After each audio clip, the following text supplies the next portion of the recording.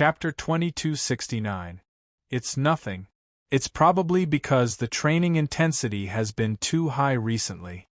The person who spoke was a white-clothed beauty with short blonde hair. She was Muzo-sensei from the pilot school's infirmary. After that, Yulia suddenly fainted. It was the class committee member, Meshi, and Shinji who brought her to the school's infirmary. She's been working too hard recently. Meshi had a pained expression on her face. Yulia still hadn't woken up. She was currently lying on the hospital bed, and Muzo-sensei had just put her on a glucose drip. She needs to rest, Muzo-sensei said calmly. Let her stay here. I'll take good care of her. If you're really worried, you can leave one person behind. However, what about the summer festival? I'll stay. Meshi took the initiative to request. Zensi-kun, you're in charge of the performance part. We can't do it without you. Even if I'm absent from the chorus part, it won't affect the performance too much. Oh, okay. Muzo-sensei brought a pot of hot water into the infirmary. In the infirmary, Meshi met her eyes. Speaking of which, it was her first time entering the school's infirmary because of Yulia's fainting. As a pilot, if anything happened to her body, the base's medical team would be sent over immediately. It seems that you have a good relationship with this student. Muzo-sensei smiled as she poured a cup of water for her. Are you used to the life here? Meshi couldn't help but reveal a surprised expression. Muzo-sensei said casually, as an exchange student, Meshi-san. Although I don't have much of a presence, I'm still a teacher of this school. I like the life here very much. Actually, you don't have to stay here all the time. Muzo-sensei looked at Yulia, who was lying on the hospital bed. She should be able to wake up after resting enough. If you don't participate in the summer festival, you might regret it. Meshi just smiled and didn't say anything. She slowly drank a mouthful of hot water. She was indeed interested in the summer festival. This seemed to be the specialty of the second upper capital pilot school. Under the threat of the attack, the other bases and other pilot schools had been maintaining high pressure. They were not as relaxed as here. The students were enjoying the real school life. However, Meshi had the self-awareness of being a driver. Participating could be said to be a change in life, but it was not to the extent that it was necessary to participate. Don't you know? Teacher Muzi suddenly smiled and said, Legend has it that the person who receives the collective blessings of the students during the summer festival will have the chance to fulfill his wish. What? It's just that there's a chance. Teacher Muzi smiled and said, Maybe it's just a legend to increase the atmosphere of the summer festival, or maybe it's because of the yearning for beautiful things. I don't know when it started, but there was such a saying. Meshi suddenly realized that this was easier to accept. Nice to meet you, Teacher Muzi. Nice to meet you too. The beauty with short blonde hair smiled again. Meshi suddenly felt sleepy. The appearance of the beauty with short blonde hair in front of her seemed to become a little blurred. Her eyelids began to become heavy, and she couldn't open her eyes. She subconsciously said, I want to, and I'm also a little sleepy. Then rest for a while. There's still room here.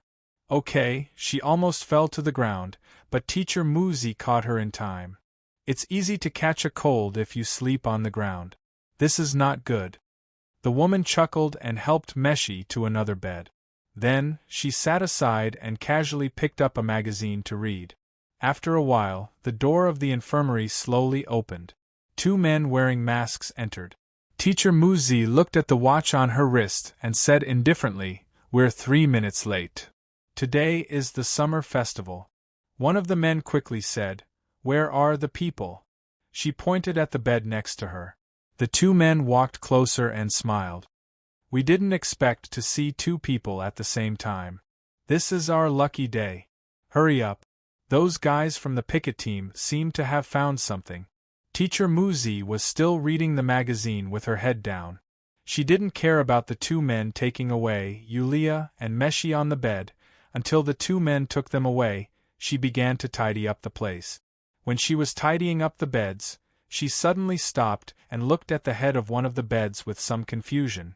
Next to the pillow, something was placed at this time. It was a black and white plush bear. When Teacher Muzi subconsciously picked up the plush bear. This was the bed Yulia was lying on just now. She shook her head and didn't care. She casually put the plush bear on the table. But something seemed to be missing. So, she chuckled, took a rose from the vase, and put it in the plush bear's hand. At this time, the phone rang. There was a report that a student accidentally broke his leg when he was checking the stage. Okay, don't move him. I'll come over now. There were no classes for the whole day. There were self-organized activities in the classroom and on the field. This was a celebration, and not all of them were performances. There were all kinds of activities. There was even a haunted house that used an old school building in the school. Shinji, can I have you all to myself today? Let's go to the haunted house, okay?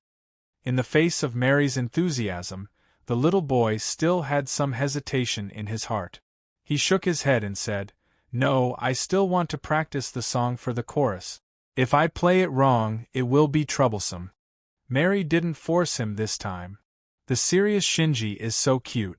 Tonight, let's watch the fireworks together, okay?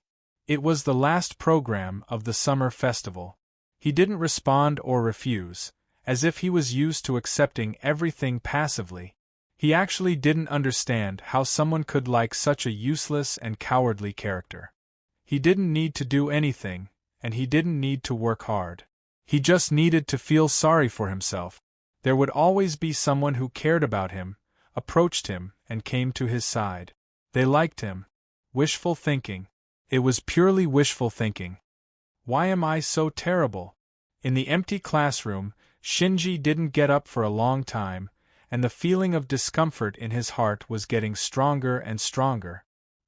He slowly sighed and quickly came to a conclusion. It wasn't him who was wrong, but the world. Running away was super useful. After tidying up, he decided to go to the piano room, but when he passed by Meshi's seat, he stopped. He remembered that Meshi was staying in the infirmary to take care of Yulia. He didn't know if she was disappointed because she couldn't participate in the summer festival. He saw Meshi's school bag hanging next to her desk, and the pure white feather mascot was quietly hanging there. He was in a daze, and he didn't know why, but he still cared about it. He subconsciously wanted to pick up the feather. The moment he touched it, "You're still here." The classroom door instantly opened, and the class committee member rushed in and grabbed his hand. "I've prepared a dress for your performance. You also need to put on makeup.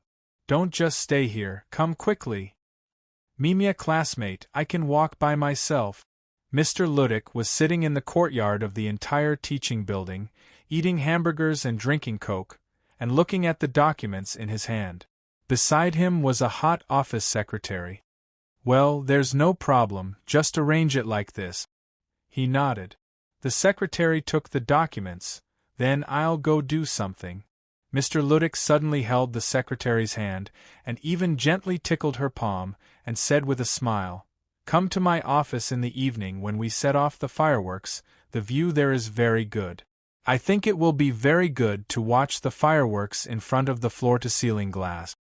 A man who knows how to play. The secretary's face turned red, and she nodded slightly. If they did it in that kind of place, it would probably be unforgettable. "Wait," Mr. Ludick suddenly said.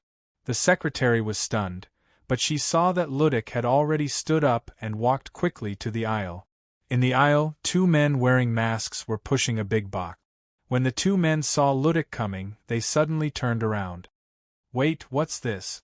"It's a prop for the performance on behalf of the principal." One of the men lowered his head and said, "Prop?" Mr. Ludick blinked. "Is there a serial number?" "All the props used in the celebration must be checked, and illegal items are prohibited." "It's been checked, don't worry." "I'm worried." Mr. Ludick smiled casually. "Damn it." The two men instantly cursed in their hearts. "Does this guy know how to talk?" "Open it." Mr. Ludick put his hand on the big wooden box. The two men looked at each other, nodded, and were about to open the box. At the moment when they were about to open the box, one of the men suddenly punched Mr. Ludick's nose. The fist was so fast and sudden that it was about to hit Mr. Ludick's nose, but Mr. Ludick tilted his neck and narrowly dodged it. After dodging the fist, Ludick instantly grabbed the man's arm, and directly threw him over his shoulder to the wooden box. The wooden box was instantly smashed open. There were actually two girls in the broken wooden box. Yulia and Meshi? Ludick's face suddenly changed. Who are you? Ah! An exclamation sounded at this time. It was the secretary who witnessed all this from a distance. Mr. Ludick instinctively looked at the secretary, but at the same time, he gave the other masked man a chance. A trace of ruthlessness flashed through the man's face, and he directly took out a fist-sized grenade from his clothes. The safety pin was instantly pulled off. Be careful! Bang! The sound was not as powerful as expected, and then a cloud of thick smoke burst out. In the thick smoke, Ludick hurriedly grabbed something. He grasped something tightly. When the smoke dispersed, the secretary hurriedly ran over. Ludick! I'm fine, it's just… Mr. Ludick lowered his head and looked at the unconscious Meshi on the ground. Yulia and the two masked men were nowhere to be seen. This informed the student union immediately. Ludick took a deep breath and calmly said, "Keep this matter a secret for now, don't cause panic. Follow me to the monitoring room. Their target is obviously Yulia and Meshi. They only took one away, and they may come back at any time." After saying this, Ludick directly picked up Meshi and strode forward. Outside the driver's school, in a civilian house, it was a complete blank. On the rough concrete floor, a messy communication device was built randomly, the radio waves on the screen flickered, and a low and slightly angry voice sounded. "Why, Yulia? The current situation is very urgent. We only took one away, and didn't see clearly. Yulia is also a driver of Tsonglei. I want Meshi. We've been exposed, and the school will definitely be on guard. Forget it, don't create more problems." "Then, what about Yulia? Bring her back first, it's better than nothing. She may be useful for other things. As for Meshi, I'll think of another way. Don't forget our purpose." The two masked men suddenly looked solemn, clenching their fists and covering their chests, for the gate of the new world. In the driver's school park, in the snack stall area, a silver-haired girl with a black eye mask was sitting in front of a stall selling fried steak. The temporary table was already full of food. "President, do you think we can't recognize you like this? Forget it, as long as you're happy. This stall was set up for you." A student in a black school uniform who was frying the steak couldn't help but smile bitterly. Indeed, this kind of marinade was made with special chili. How could ordinary people like it? Are you afraid of chili? Therefore, even though they knew the president was here, no one came to try it. In the lively snack stall area, this place was deserted. "Can I have one?" "Okay." The stall owner nodded subconsciously and saw a student wearing a fox mask. The mask should be bought at another stall area temporarily. The workmanship was a bit rough. Although he was wearing a mask, there was nothing surprising about it. Let alone a mask, there were several boys wearing swimsuits in the parade today. The student celebration was lawless. "But, this thing is very spicy. Can you stand it?" the stall owner kindly reminded. "I'll do my best." "Okay. Please wait a moment." The stall owner nodded. At this time, the boy wearing the fox mask walked to the table next to the president and sat down directly next to her. The stall owner glanced at him and confirmed that this was a guy who was not afraid of death. Just wait for the registration of the anorectal department. He decided to add some seasoning to the steak. She sat with him. The silver-haired girl blinked her eyes, seemingly puzzled, and naturally reached out her hand, wanting to take off the fox mask on the boy's face. "You can't take it off," he suddenly said softly. The silver-haired girl tilted her head, looking puzzled. "I've thought about it. He seemed to have a smile. If you take it off, I'll disappear. The silver-haired girl was stunned, and her outstretched fingers suddenly trembled. He smiled again and said, Today, I'll accompany you. Chapter 2270. Hand in Hand. Then there was an incredulous look and shocked exclamation. That seems to be the president? That was the president. The black hollowed-out eye patch that looked like a toy didn't hide any of his attribute. It wasn't strange to run into the president in school. Even though the frequency of them running into each other wasn't high, it felt like there would always be a time when they would run into each other. The one holding the president's hand, who is it? I don't know, but it feels like we don't dare to ask? They held hands and strolled in the school. Gradually, the exclamations disappeared. Gradually, they were like two students strolling around. Even if they met face to face, there was no surprise. Is this all? He suddenly asked curiously. The silver-haired girl nodded silently. I am usually like this. He looked around and whispered, You are always not by their side, but you are always in their heart. Because I am the coordinate. The silver-haired girl was expressionless, and her eyes were gray, so they will not be lost. Tell me about you. It will be boring. The silver-haired girl shook her head. Suddenly, she hesitated and asked tentatively, Are you interested? Because I am interested, that is why I am here. He squatted down and put his hand on the silver-haired girl's head. Otherwise, we will not even have the chance to meet. The silver-haired girl was silent for a while before saying slowly, I don't like this feeling. It is okay if you don't want to say. He said softly, We can go somewhere else. Today is all yours. Where do you want to go? The silver-haired girl thought about it, pulled his sleeve, and pointed at the sign in front of them. Still in shock, it was a special program, the billboard of the haunted school. At this time, many students had gathered their courage and walked toward it. Faintly, there seemed to be some weak screams coming from afar. A haunted house, he thought. Can't we?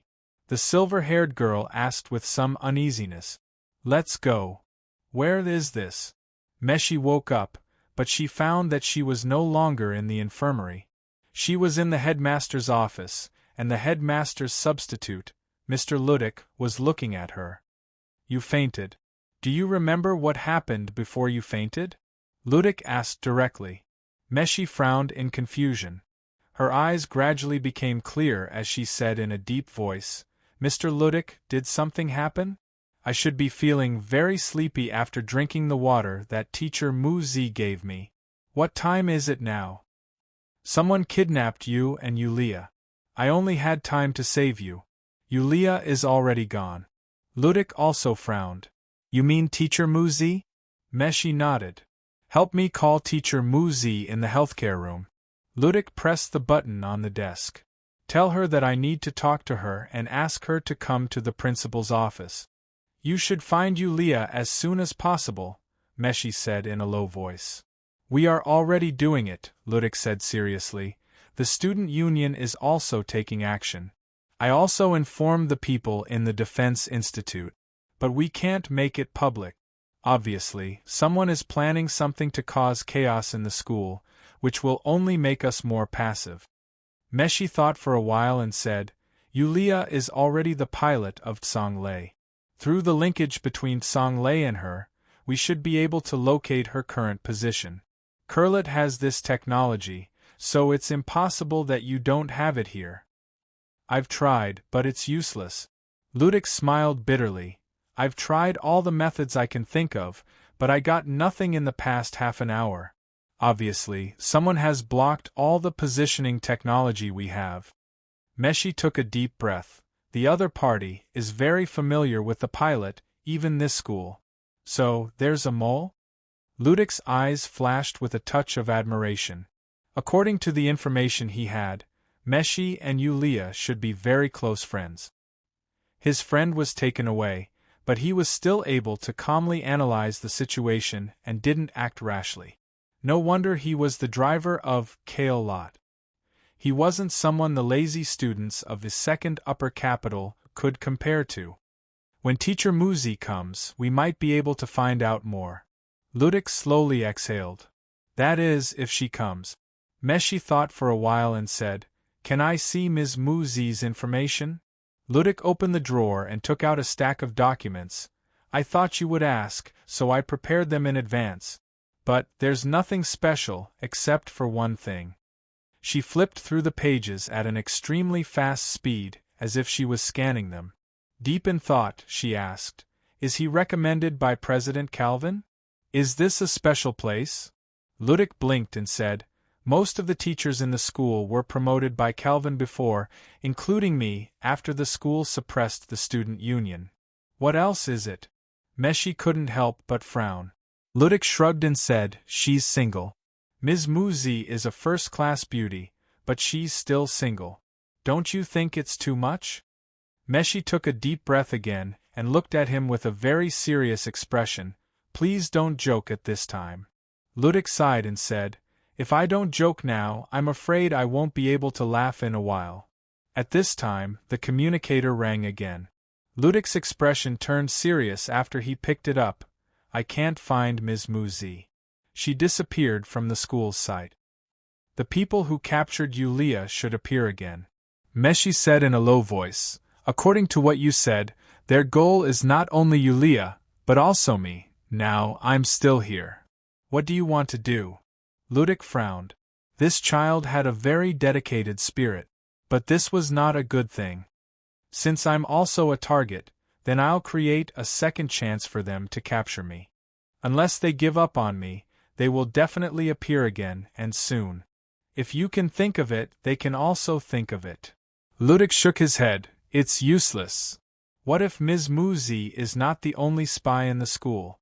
Meshi said seriously, As long as they feel that there is still a chance, this is what we can do now. We have to give it a try. Otherwise, we can only wait passively. I will do my best to support you, so, what are you going to do? Ludic asked in a low voice. Meshi said, Organize a few teams to conduct a search around the school. I will join one of the teams.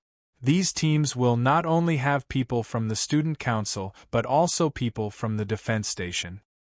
Okay, I will arrange it immediately. Ludic nodded. It was Meshi's turn to frown.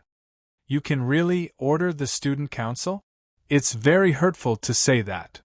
Ludic shrugged and said, This is called communication, okay?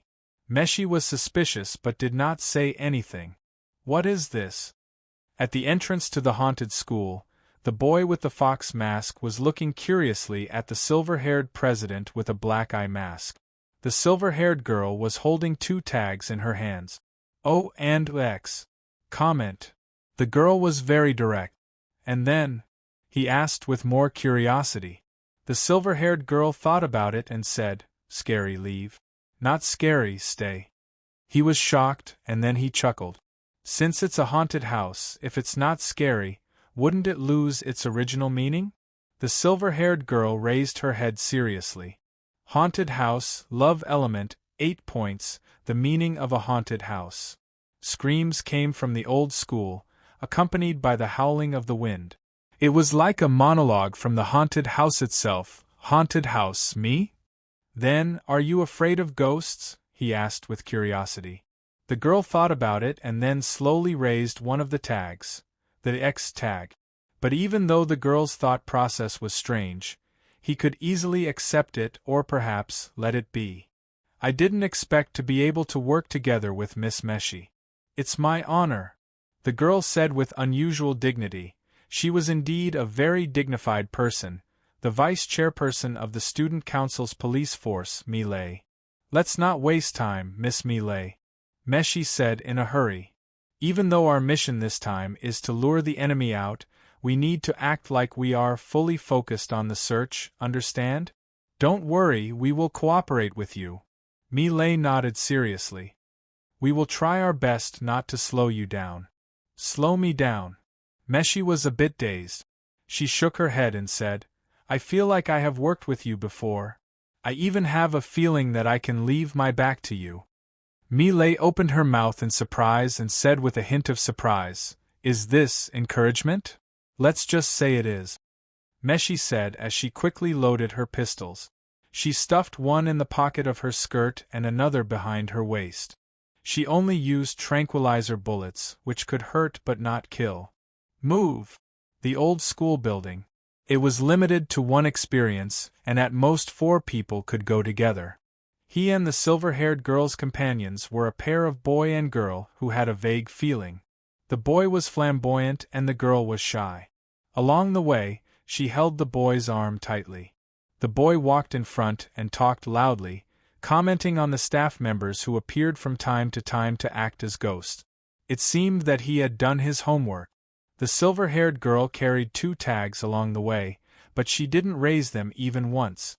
Perhaps because the next part of the road, the corridor leading to the dance studio, was too long and too quiet, the boy couldn't help but say, "You know, the haunted house of the summer festival is actually a tradition." The girl was surprised. "Is it? It didn't happen last year?" The boy smiled and said, "Because it suddenly stopped for a few years. You just entered the school this year, so you don't know. I heard it from the seniors who have already graduated." The girl asked curiously, "Why suddenly?" The boy's voice suddenly became low, and his face was solemn. He said seriously, "I heard that there was an accident that year. There was a couple like us who insisted on going to the dance studio in the end. In the dance studio, it was said that a girl's ghost lived there. She liked dancing very much and was a natural dancer. Unfortunately, Hanako's legs were amputated because of a car accident. From then on, Hanako could no longer stand on her beloved stage. Later, Hanako committed suicide. Then someone saw a figure dancing in the dance studio at midnight. It was Hanako. Moreover, she only had her upper body. The road leading to the dance studio was dark, and the old wooden corridor made squeaking sounds because of the footstep. The girl subconsciously held the boy's arm tighter. The boy continued, "Hanako wanted a pair of legs that could let her stand up again. She liked the girl's legs, so she appeared in front of the couple. It was this corridor." Don't say it." The girl was even more scared. The boy chuckled, but continued, "At the end of the corridor, there was a figure half shorter than a normal person. Hanako didn't have legs, so she could only lie on the ground. She crawled and crawled all the way. There were 2 bright red bloodstains on the floor, which were the blood from her amputated legs." "Don't say it, okay?" the girl said in a trembling voice. "Give me your legs." The boy suddenly became crazy, and his face was ferocious. He directly grabbed the girl's legs with both hands. "Give me!" "Ah!"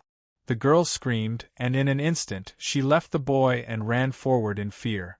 The boy was dumbfounded at this time, and felt that he had gone too far, so he was stunned on the spot.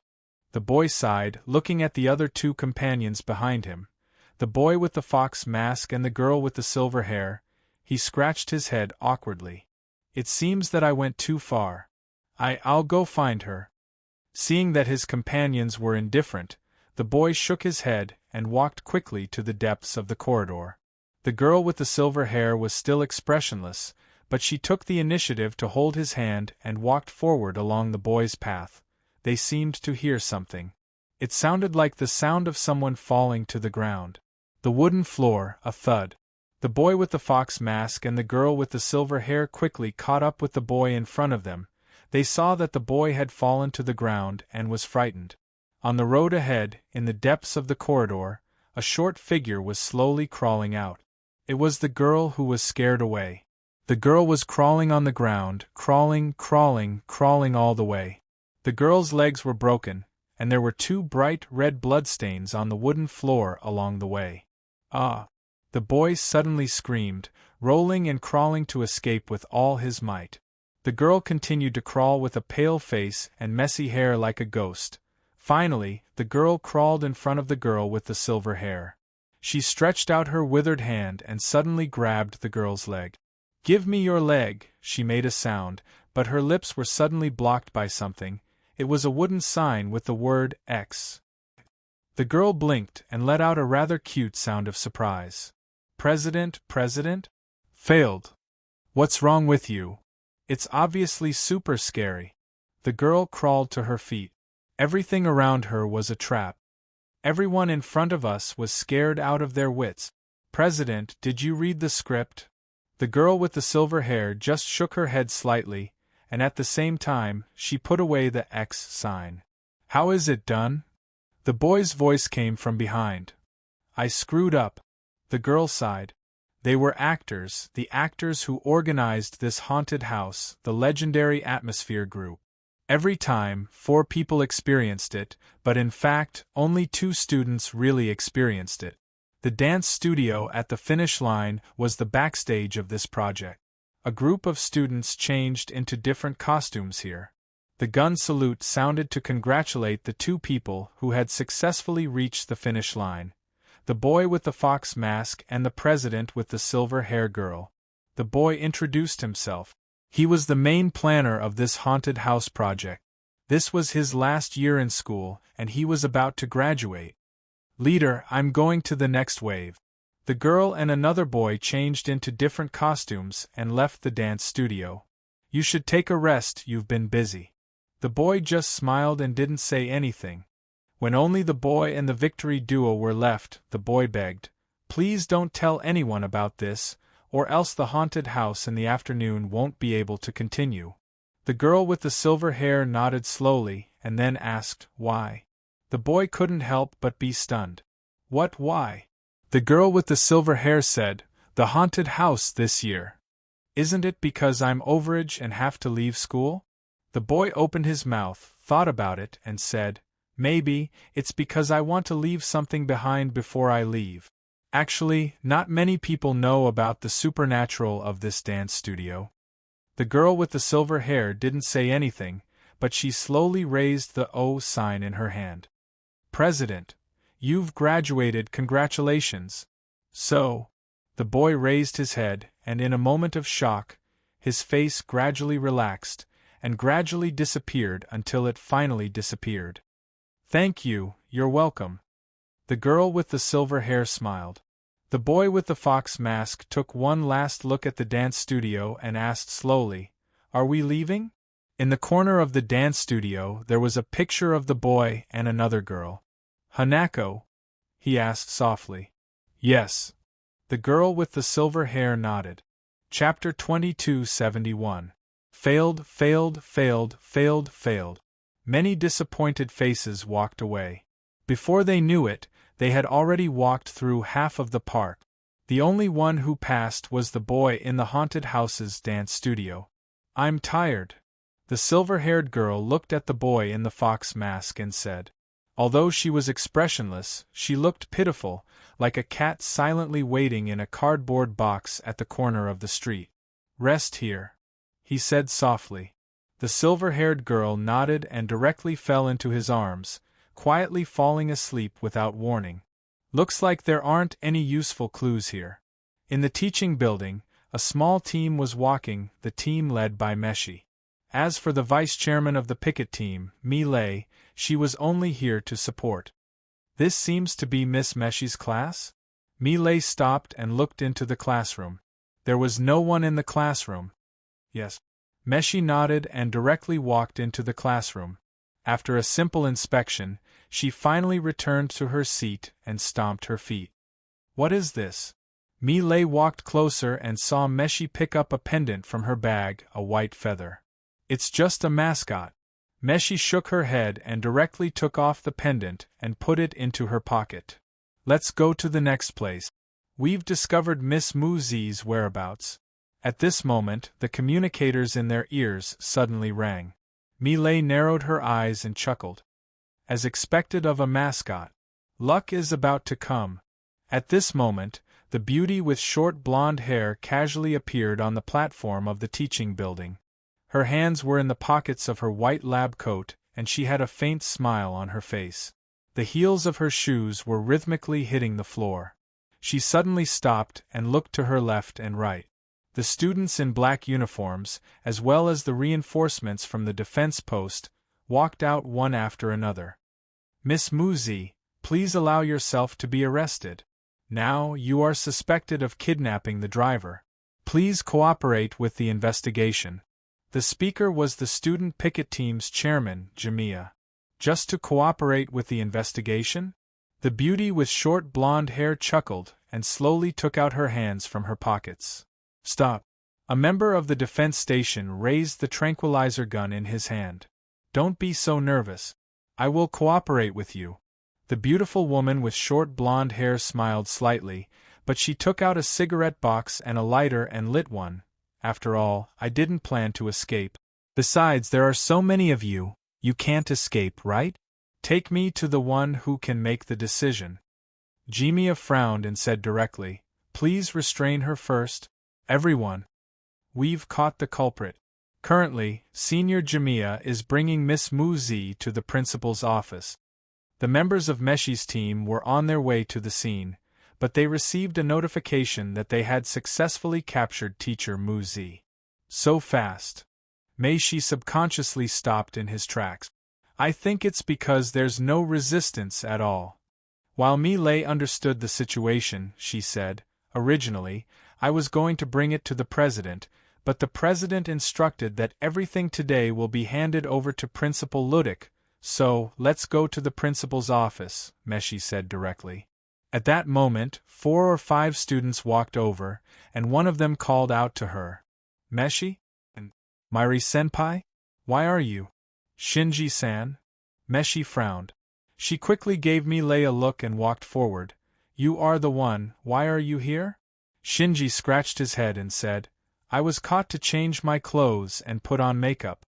My plan to practice before the performance was ruined. Another bespectacled boy hurriedly said, Meshi-san, shouldn't you be taking care of Yulia in the infirmary? Why are you here? Is Yulia all right? I have something to do, so I came out.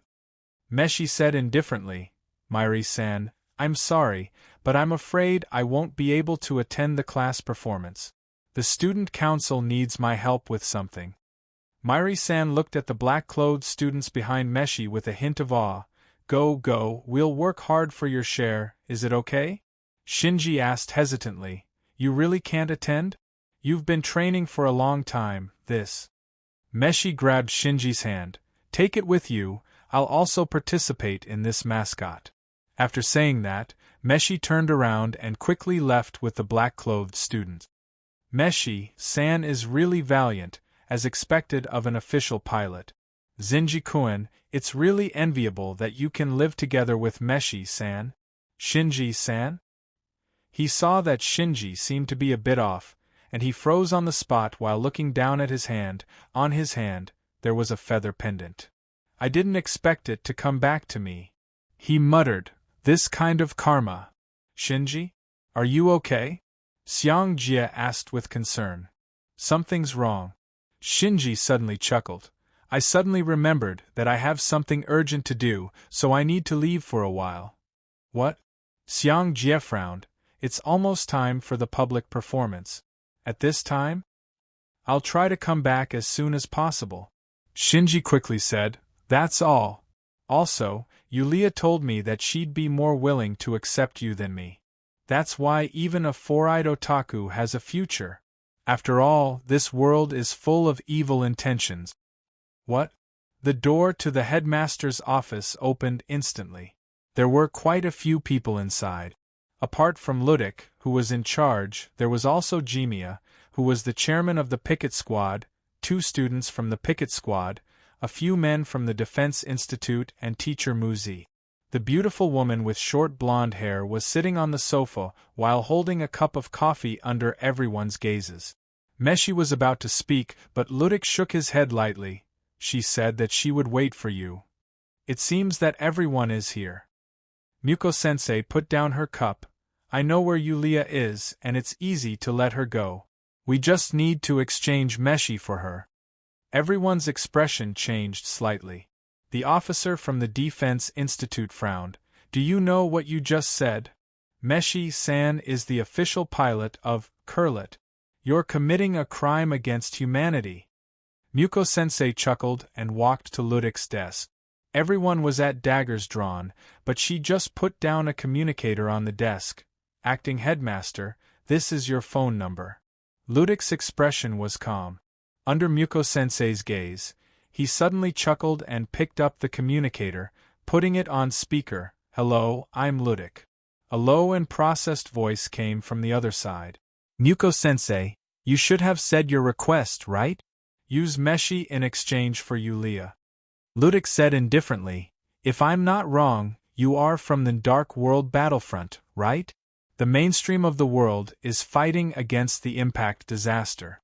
Other than the Dark World battlefront, I can't think of anyone who would openly target the pilot of God Eater.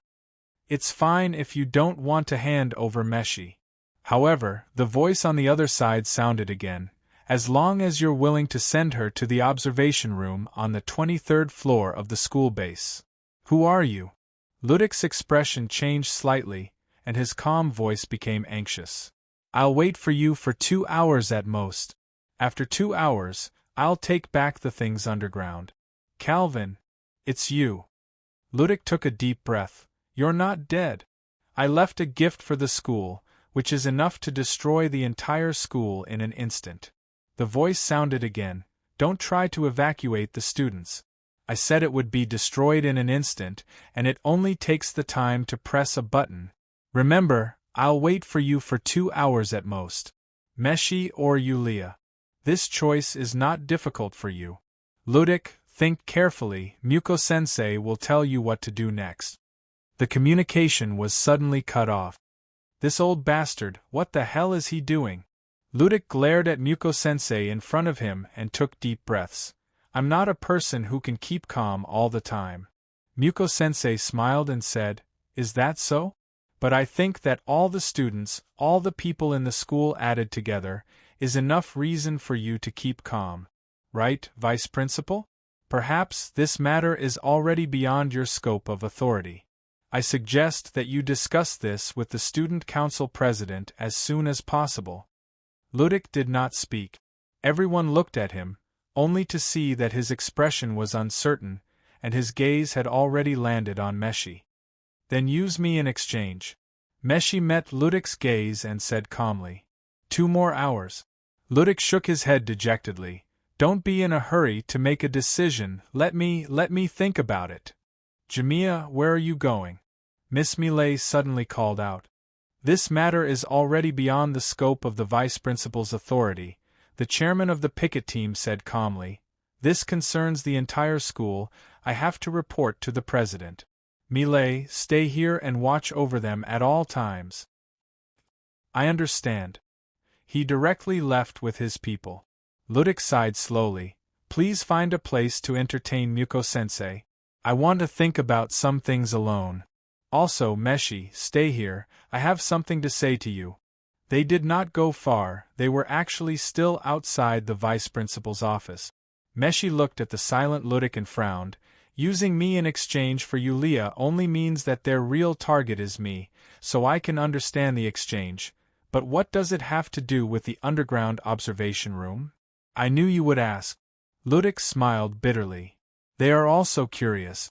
Meshi said calmly, "What is in the observation room?" "I'm afraid it's something you don't want to know." Ludic sighed slowly, but waved at Meshi, indicating for her to come closer to do her work. The moment the girl came closer, the floorboards started to sink. Meshi did not panic, only watching all this happen vigilantly. The floorboards continued to sink, and in a short while, they were already deep underground.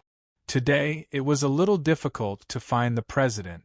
Other than confirming that the president was in school, Jimiya did not have a good way to directly contact the president. Jimiya could only go directly to the office of the president of the student union, hoping that she was tired from playing and had come back early to rest. However, the moment the office door opened, he saw an unfamiliar figure. "Who are you? Why are you here?" The tense atmosphere instantly spread, and Jimiya even immediately raised the tranquilizer gun he had equipped, pointing it forward, at a fellow who was standing in front of the president's office with his back facing him. "I didn't." He slowly raised both his hands.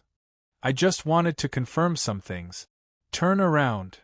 Jimiya did not buy it, and directly shouted coldly, "Trespassing into the president's office without permission will be dealt with according to the school rules."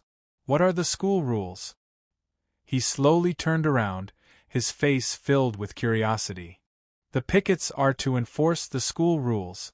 The school rules are as scary as tigers, leopards, jackals, and wolves to students. But the problem is, I don't seem to know what the school rules are exactly. You seem to be in Miss Meshi's class. Could it be you are also from the Dark World battlefront? Jimia instantly frowned. We have known each other for a long time, it's just that you don't remember. He shook his head. Perhaps you are not the original you. Don't be agitated, we have indeed met before, I have even seen your corpse. Jimia snorted coldly, and without saying anything more, he directly fired the tranquilizer gun. However, an unbelievable scene happened at that moment. The tranquilizer gun actually stopped in front of the other party, as if it was an invisible wall, until the tranquilizer gun lost all of its power and fell directly to the ground. Jimia subconsciously continued to fire. The tranquilizer gun fell to the ground, but the other party was unscathed. You. Who are you? The chairman of the pickets could not help but become frightened. I have said before, we can be considered acquaintances. If you don't believe me, you can come and take a look for yourself. He turned around and lightly tapped his fingers on the office table. He said calmly, This contains your president's secret. Jimia was stunned. His throat moved subconsciously, but under the other party's gaze, he took a step forward. After taking the first step, Jimia gritted his teeth and quickly walked in front of the table. He lowered his head and looked down. What is this? Jimia instantly sucked in a breath of cold air. The entire table was shockingly a huge screen, and on the screen there were actually many portraits of people. They were all teachers and students from the pilot school. His own portrait was also among them, and it had a red background. Here, there were only two kinds of backgrounds, blue and red. Most of them were red, and there were only a few blue ones. Counting them all, there were only about 40 to 50 of them. This is probably some kind of management system that manages the entire school or even the entire second upper capital city, or even everyone in this world. Its voice was low. This is just one of the sub-interfaces. Management. Jimia's voice trembled. It said expressionlessly, maybe it is fate, but not necessarily. Through some kind of inducement, a certain kind of method is achieved. Why, Senior Jimia, don't options appear in front of you now? How can you? Jimia's expression instantly changed, and he looked at the other party in fear. He heard it say faintly, At first, I thought that only a few of us were special, and that options would appear. Only now did I realize that not only us but everyone here has options. From the moment we stepped into this world, everyone is under control. It looked up at Jimia. Even if you die, you can be dug up again, like you. I'm already dead? Jimia's gaze was aghast, and he felt powerless all over. Although a wave of dizziness came over him, causing him to lose his footing, and he instantly collapsed onto the ground. At the same time, on the interface of the table, the red-framed avatar representing Jimia instantly flickered, and a notification of unknown error appeared. Madanzo looked at it silently. Jimia suddenly clutched his head, revealing an extremely pained expression. His body, at this moment, was like the light of a firefly, dissipating bit by bit, disappearing. The red-framed avatar that belonged to Jimia on the table instantly extinguished. Madanzo frowned. The next moment, Jimia's red-framed avatar on the table actually lit up again. At this moment, Jimia, who had originally disappeared, actually appeared completely again, at the position where he had disappeared, and he slowly opened his eyes. Who are you? Madanzo looked at the current Jimia, and suddenly exploded with a slap to death. Jimia's body gradually disappeared again, and Jimia's avatar on the table also slowly extinguished at this moment, and then it lit up again. Jimia had started to appear again. Automatically generated or. Madanzo couldn't help but frown, but at this moment Jimia, who had appeared again, seemed to be stuck, and was only a faint shadow. And the shadow started to disappear. It should be automatically generated. This system is rather interesting. Madanzo's gaze instantly focused. The sound actually came from the chair in front of the table. Without her knowing when it had started, a black and white ragdoll bear was actually standing on this chair.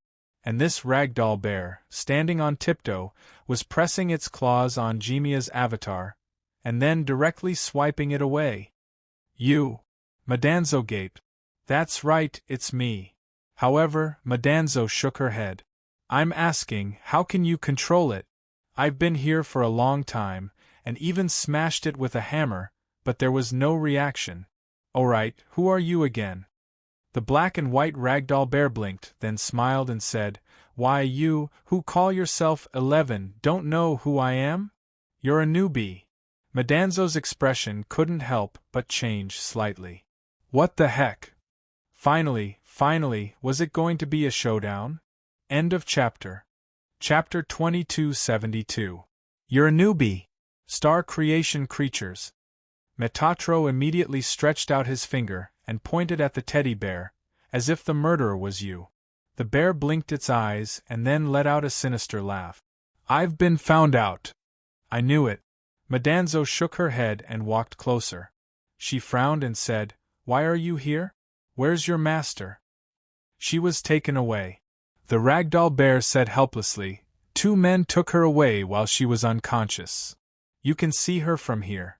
Madanzo said coldly and looked down at the screen on the table. Senior Yulia's avatar was in a blue frame, and it was not far from the school, but it was moving. Madanzo also saw the avatars of several other people on the moving avatar.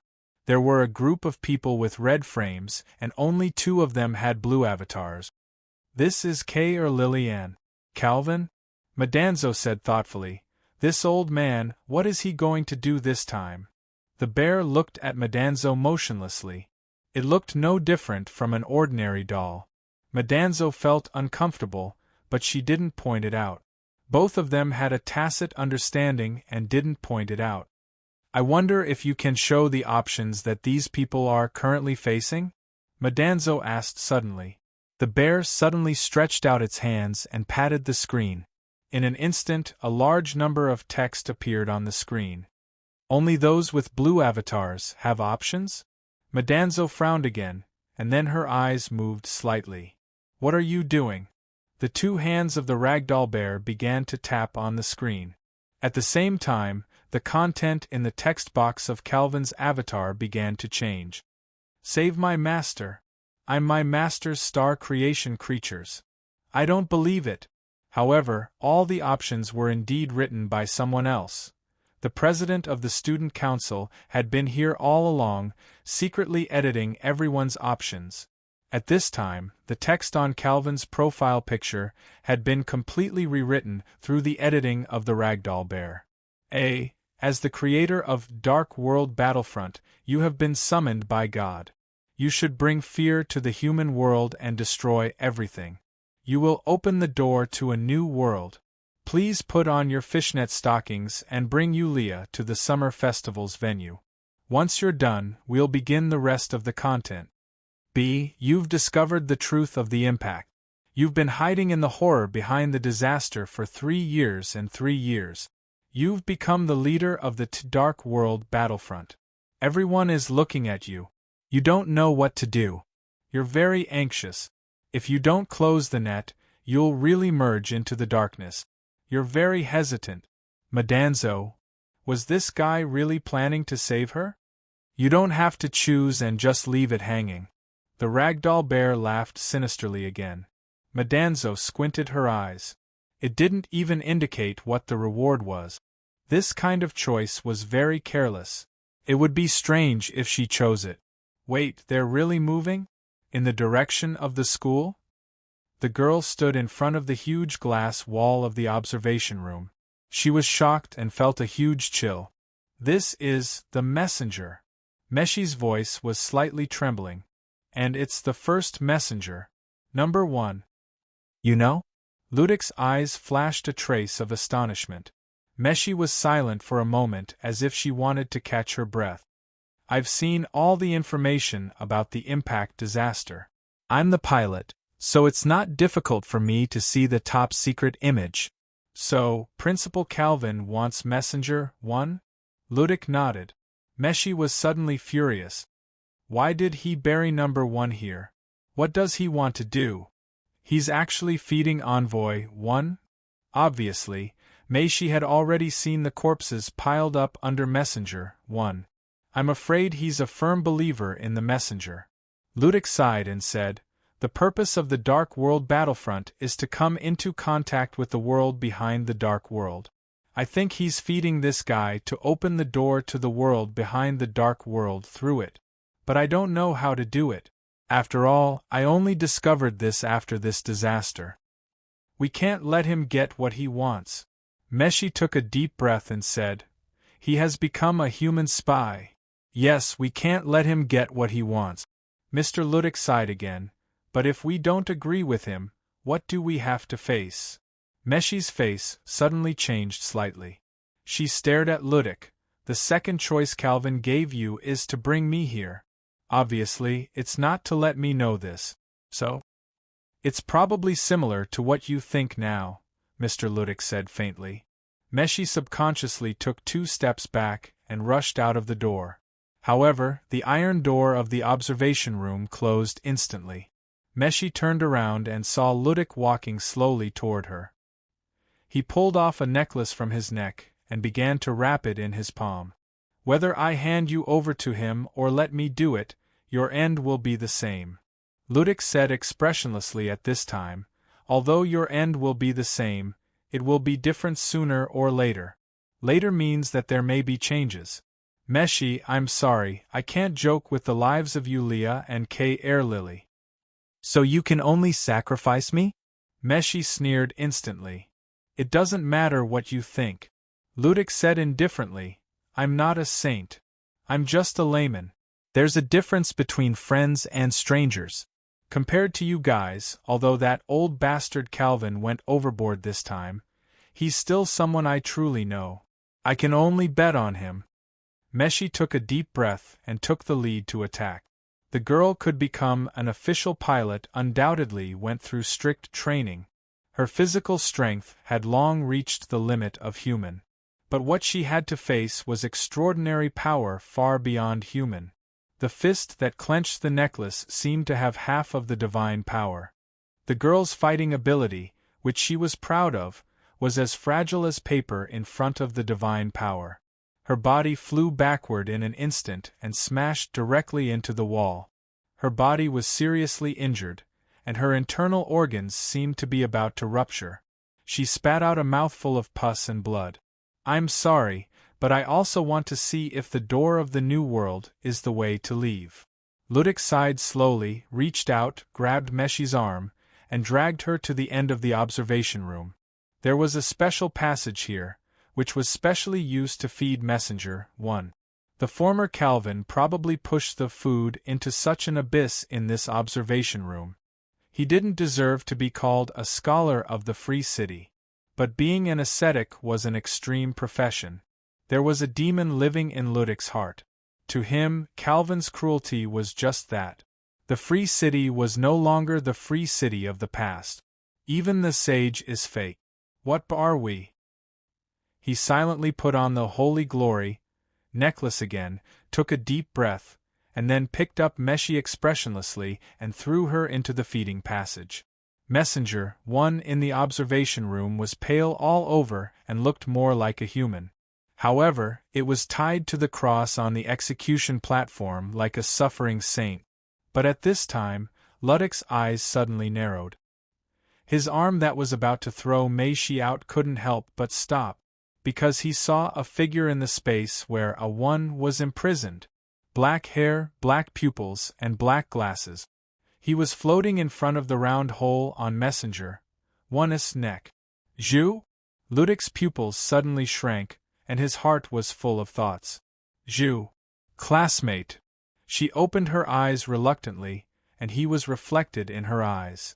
As if he had heard the call, He, who was floating in front of Messenger 1, slowly turned around.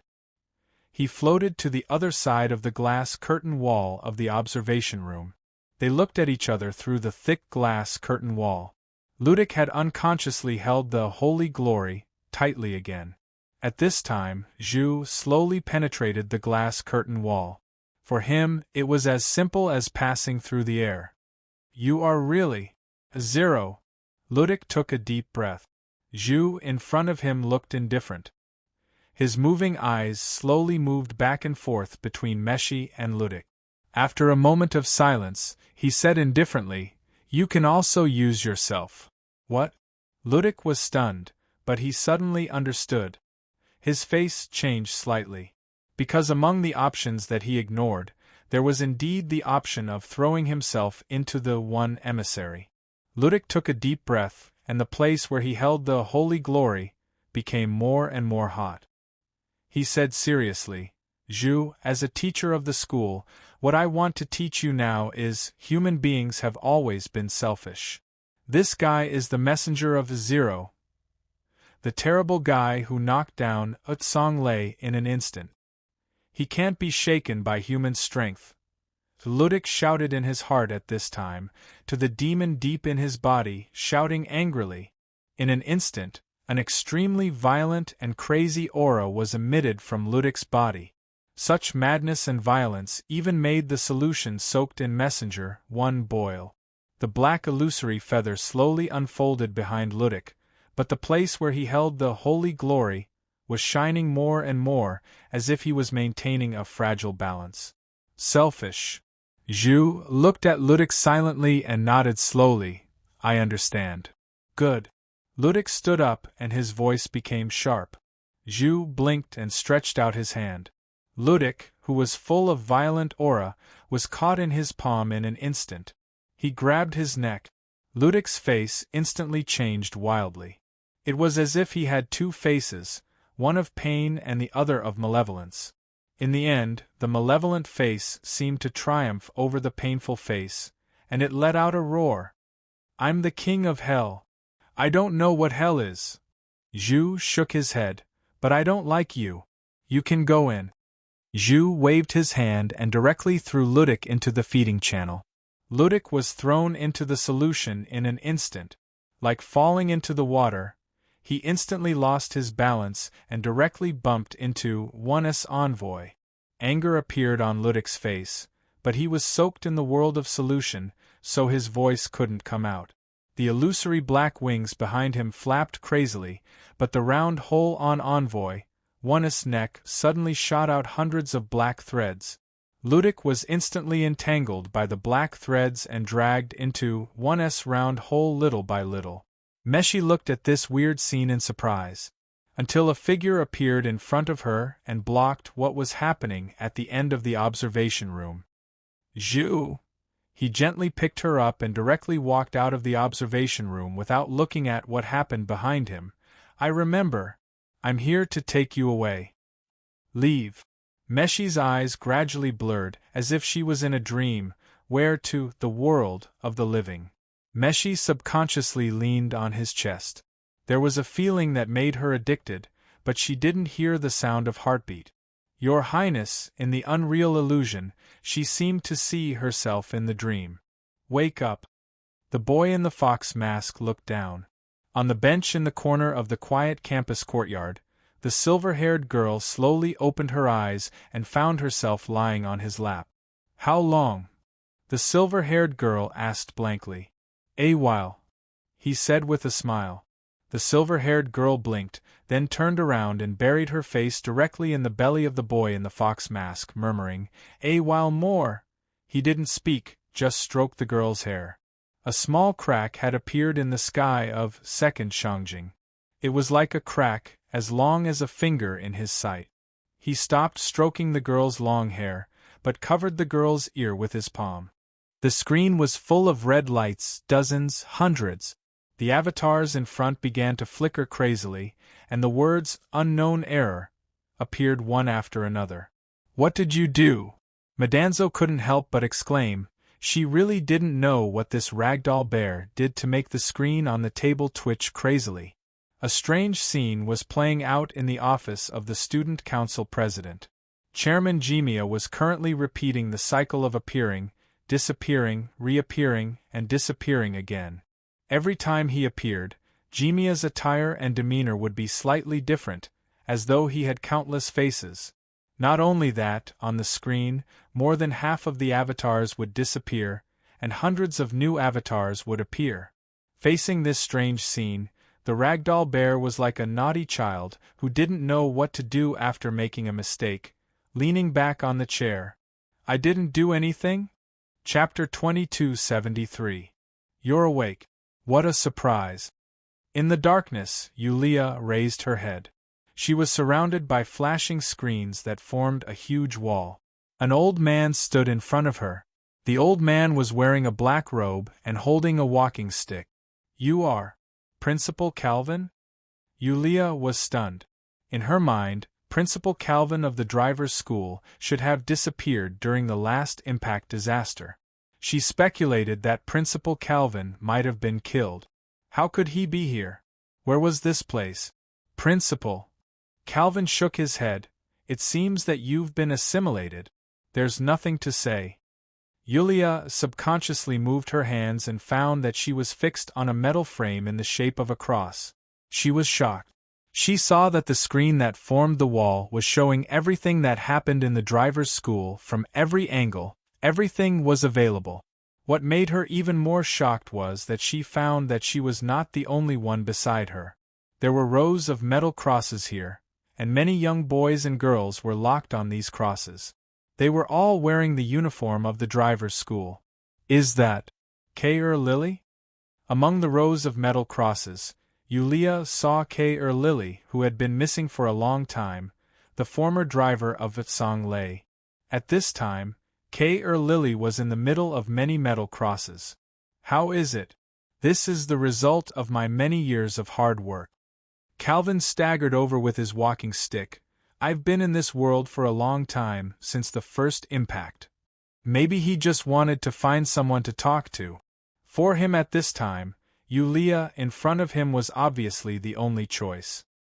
He actually preferred the person standing in front of him at this time to be Ludik, one of the only two students he valued.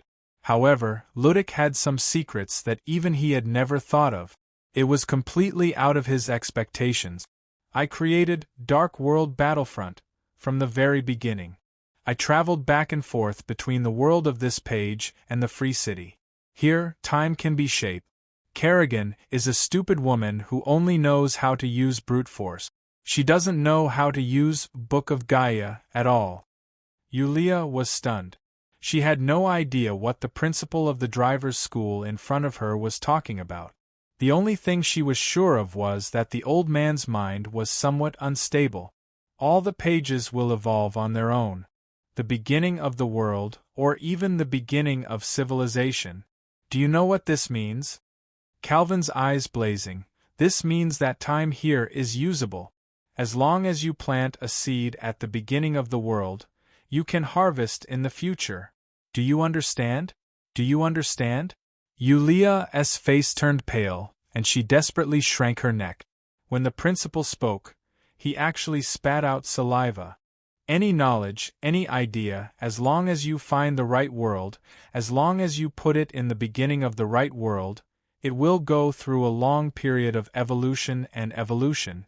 The people of the whole world will gather their strength to perfect this. Help me. Calvin suddenly pinched Yulia's chin with one hand. Soon, you will see the results of the experiment. Become a part of it. You? What do you want to do? She said in a trembling voice. At this time, Calvin picked up the silver ornament on the cane. There was a button inside. He chuckled and directly pressed the button. In an instant, the whole space became transparent, pure white. From the top, helmets suddenly fell down and accurately put on the heads of the boys and girls chained to the metal crosses. At this time, a helmet also slowly fell on Yulia's head.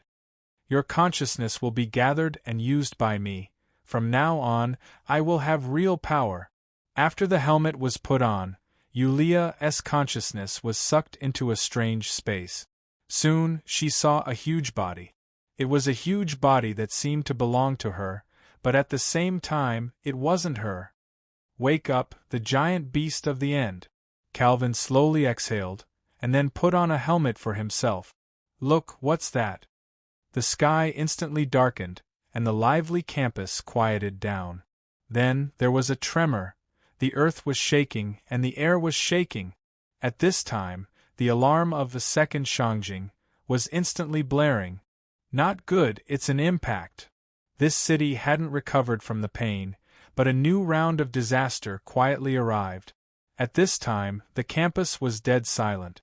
Then, there was a loud bang. Amidst the buzzing that resounded throughout the city, a huge creature floated over from afar. It was pitch black, covered in scales, had multiple heads and many tails. It was like a mutated creature. Ugly.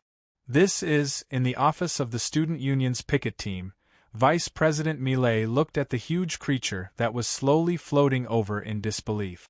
She subconsciously stepped back and bumped into the table. The giant beast of the end has finally succeeded. The door to a new world is about to open. Teacher Mu Zi's voice sounded in the room. Everyone looked at her, only to see this blonde beauty suddenly rushing to the window sill. Stop her! Millet screamed in shock. Unfortunately, it was too late. This blonde beauty had directly smashed through the glass and jumped out of the office building.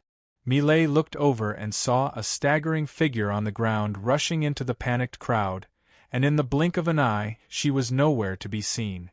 She couldn't contact Chairman Jamia, president. She couldn't contact him, and even the acting principal couldn't be contacted. Millet gritted her teeth and picked up the communicator. This is Millet. Everyone listen up. Get to your positions immediately.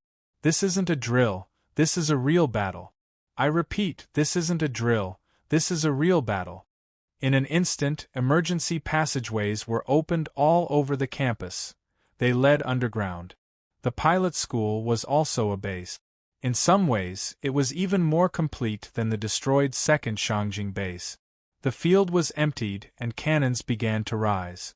The water in the swimming pool was also crazily pumped dry, and a large number of anti-air cannons emerged. The teaching building began to move, and all the windows fell down. More weapons were released from the pillars of the building. Wow!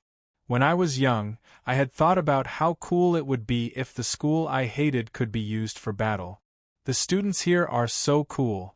In the student union president's office, the black and white teddy bear looked at the changes in the entire school with shining eyes, like a naughty child seeing a 20-meter-tall battle robot. Madanzo couldn't help but roll her eyes. She had already felt that things were going to be bad when all the screens on the table turned red and showed the unknown error. But she didn't expect it to be an attack. But why does this emissary look like a stitched monster? I feel it. The teddy bear waved its hand and pointed at the behemoth floating quickly. My master is there. Are you sure? Madanzo frowned subconsciously. In essence, she didn't do her best. This thing was really Yulia's star creation creature, but this thing definitely had something to do with Yulia.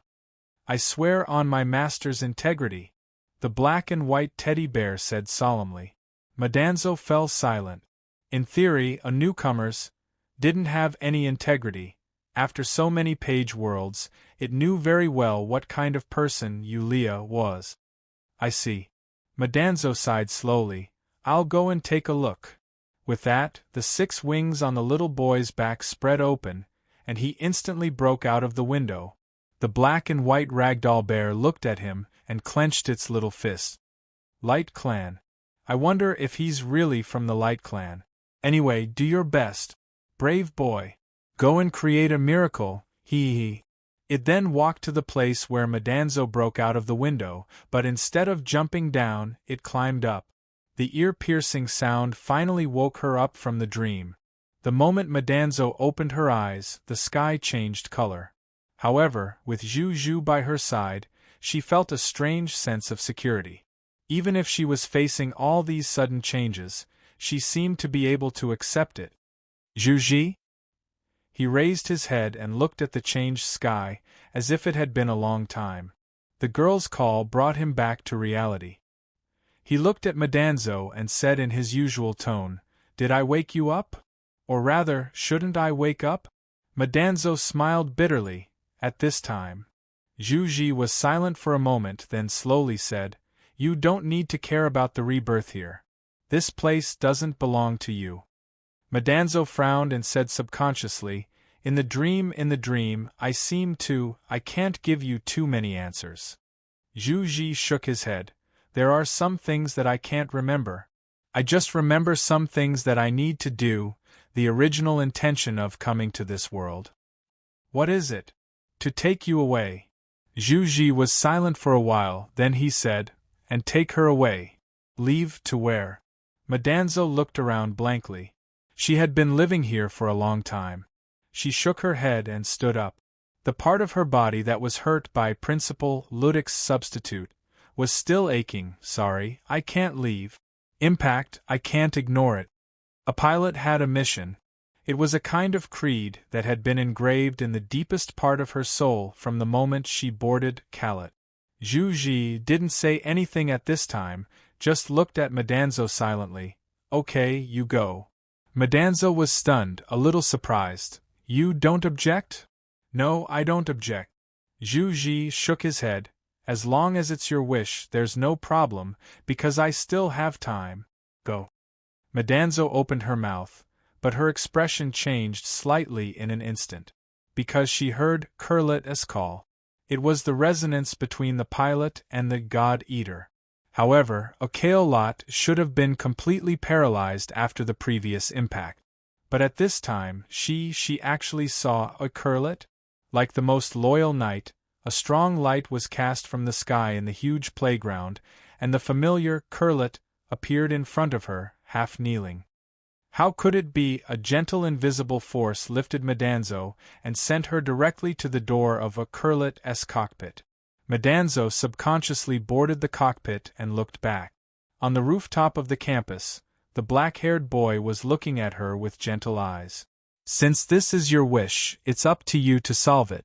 No matter what the result is, since you've made your choice, I'll just watch until the end."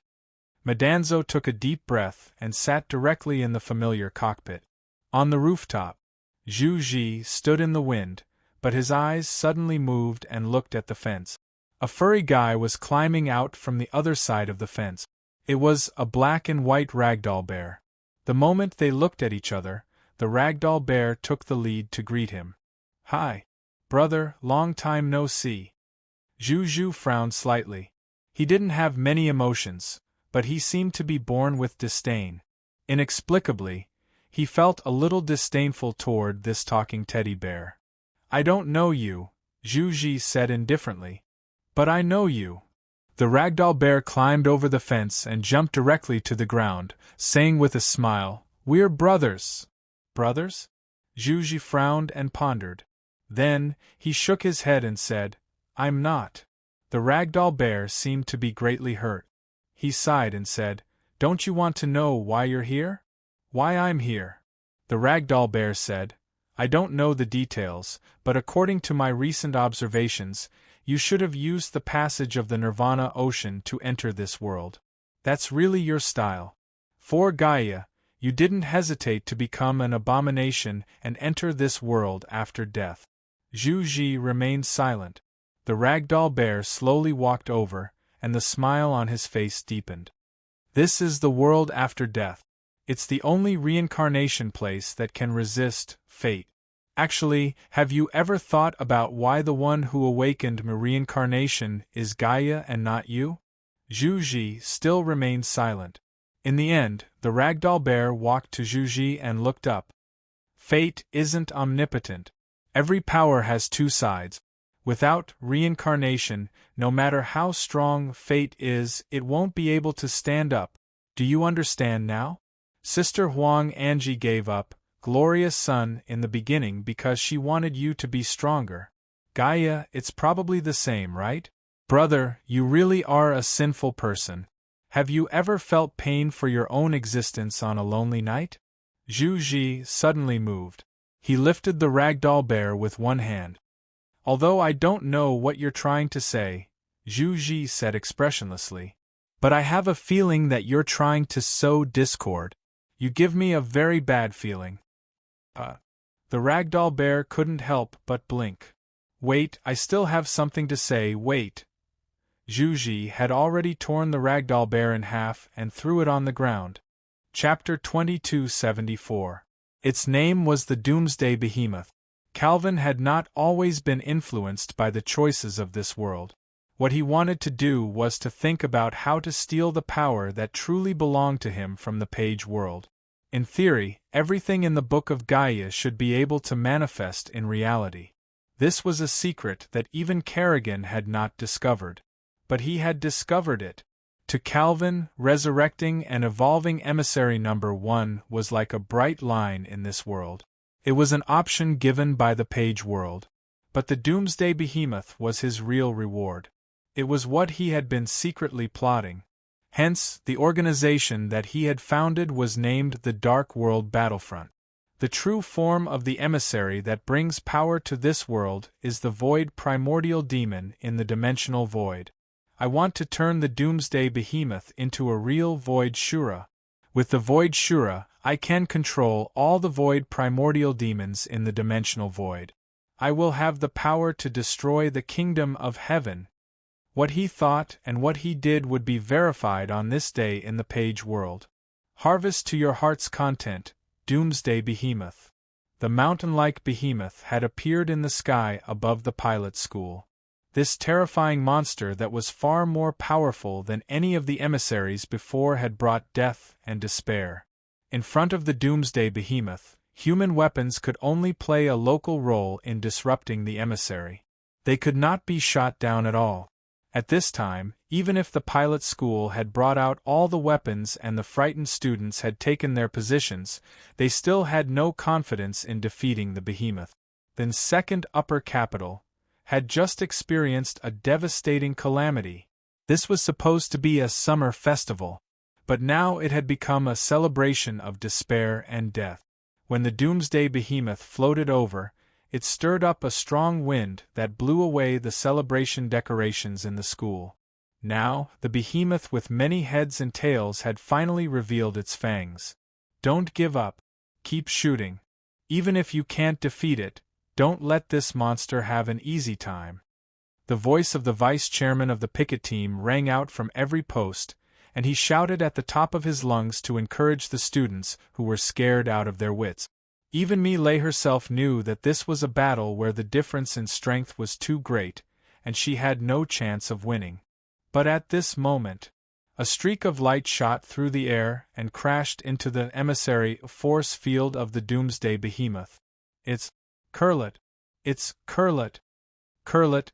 Miley could not help falling into a daze as she stared at the body that was resisting the Apocalypse Behemoth's force field with both hands.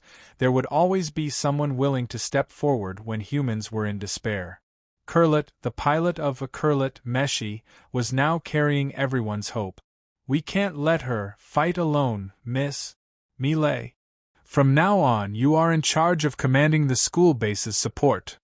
Vice Chairman, could it be that you want it? I am also a reserve pilot. The collision between the force field and the repulsive force field caused a firework-like radiance to appear in the sky.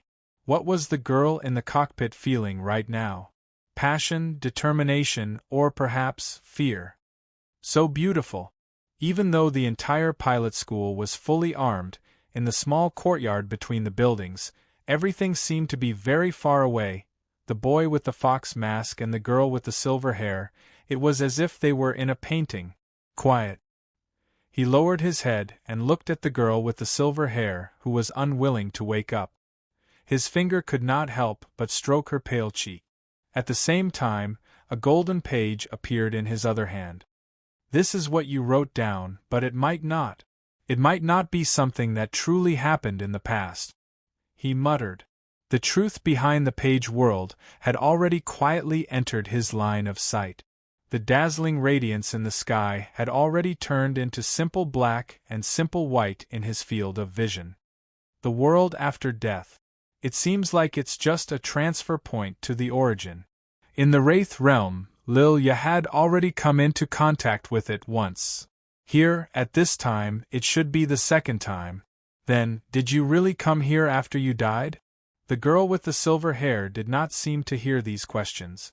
She slept peacefully, her small mouth slightly opened, exhaling a warm breath. Forget it. He shook his head. Let's go with your ending. It's time to catch that naughty brat. As he spoke, he, who was wearing the fox mask, reached out his hand. More than half of his palm disappeared in an instant, as if it had entered another space. Rooftop. The airflow from the collision of the force fields had already blown away the torn half of the ragdoll bear's body. No one knew where it had been blown to, but the ragdoll bear with only half of its white body was still trying its best to get up at this moment. To be precise, it was lifting half of its body horizontally. I'm not dead yet, are you surprised? Are you surprised? Student Zhu eyes narrowed. His fingers moved slightly, and hundreds of tiny beams of light shot out from his fingertips, riddling the remaining half of the bear's body with thousands of holes. However, it stubbornly did not die. Seeing this, Student Zhu was not angry. He simply flipped his hand, and a blazing flame appeared in the center of his palm. It burned until nothing was left. This weird bear would probably not be able to speak anymore. Wait, this is not fun. The bear suddenly exclaimed, It's true. I mean you no harm. You have to believe me. I just want to tell you the truth. The flame did not dissipate, but it did not fall either. Student Zhu tilted his head and said indifferently, What truth? The bear's remaining eye blinked at this time. At this moment, there was only one thought in its mind, a rather crazy thought. It wanted to do something. It wanted to self-destruct the information it had dug out from senior sister, Yulia. It wanted to see what would happen after telling this to Zhu. Would Zhu collapse, or listen, whether it's you or me, we're just... The bear's voice slowly sounded, even a little trembling. It was extremely excited because it was about to witness the truth. But at this time, Zhu suddenly frowned. A palm that appeared out of thin air suddenly appeared at this time, and the moment it appeared, it directly grabbed the half of the bear's tattered body. Zhu's eyes narrowed, and he subconsciously reached out to grab it, but it was too late. Only faint ripples were left in the space in front of him, and then it disappeared as if nothing had happened. Zhu froze on the spot, looking at his palm blankly, as if he felt that it was unbelievable that someone could snatch something from his hand. Listen, whether it's you or me, we're just... The voice stopped here, and the bear suddenly opened its eyes wide. What reflected in its eyes was a fox mask. That's all it is. The boy with the fox mask said with a slightly low voice, Why don't you continue? I want to hear it. The bear. Prince Huang said blankly at this time, Brother? No, Crown. Crown Prince? No. No, who are you? Haven't you always wanted to know the secrets you dug out from Nan Xiaonan's heart? Who's her boss? I'm her boss. You. Prince Huang instantly grabbed half of his head in pain. I don't understand. I don't understand this time. I don't understand. He almost roared. The boy with the fox mask stretched out his hand and gently tapped on the head of the bear. Prince Huang gradually calmed down. After calming down, he couldn't help but panic. Just now, the one who almost collapsed was obviously himself. You're not the real Huang. Although Book of Gaia has tried its best to perfect your existence, but... The boy with the fox mask seemed to sigh. You can't really accommodate the will of Huang. Impossible. I'm Dark Moon. It's just the moon in the book. The boy with the fox mask shook his head. Just like Zhu, just like Jay, others, they can't really touch me. And I can't descend on them. Once it happens, a Book of Gaia can only completely collapse. I want to go out. I want to go out. The tattered ragdoll bear's body actually slowly floated up, and a strange power gradually emerged from its body. It was like the dark side of the moon, where the eternal darkness was. The surrounding space began to distort, and a small black hole appeared behind it and began to spread. This is also the power given to you by the Book of Gaia. I'm afraid it's still far from the real, dark moon. The boy with the fox mask sighed and stretched out his hand. The spreading black hole was instantly annihilated, and the broken bear collapsed to the ground powerlessly. Your guess is correct, he said casually. Whether it's the destiny power of glorious sun in the Holy Land world's royal family power or the ability of your dark moon, the power that should be in the concept is indeed far from this. But you, after all, are only a person in the book. Even if you really take advantage of the loophole and walk out of the book, the real you will immediately appear in front of you and directly erase you, right? It was silent and muddle-headed. You should know that if it's you, you will immediately erase yourself from the book.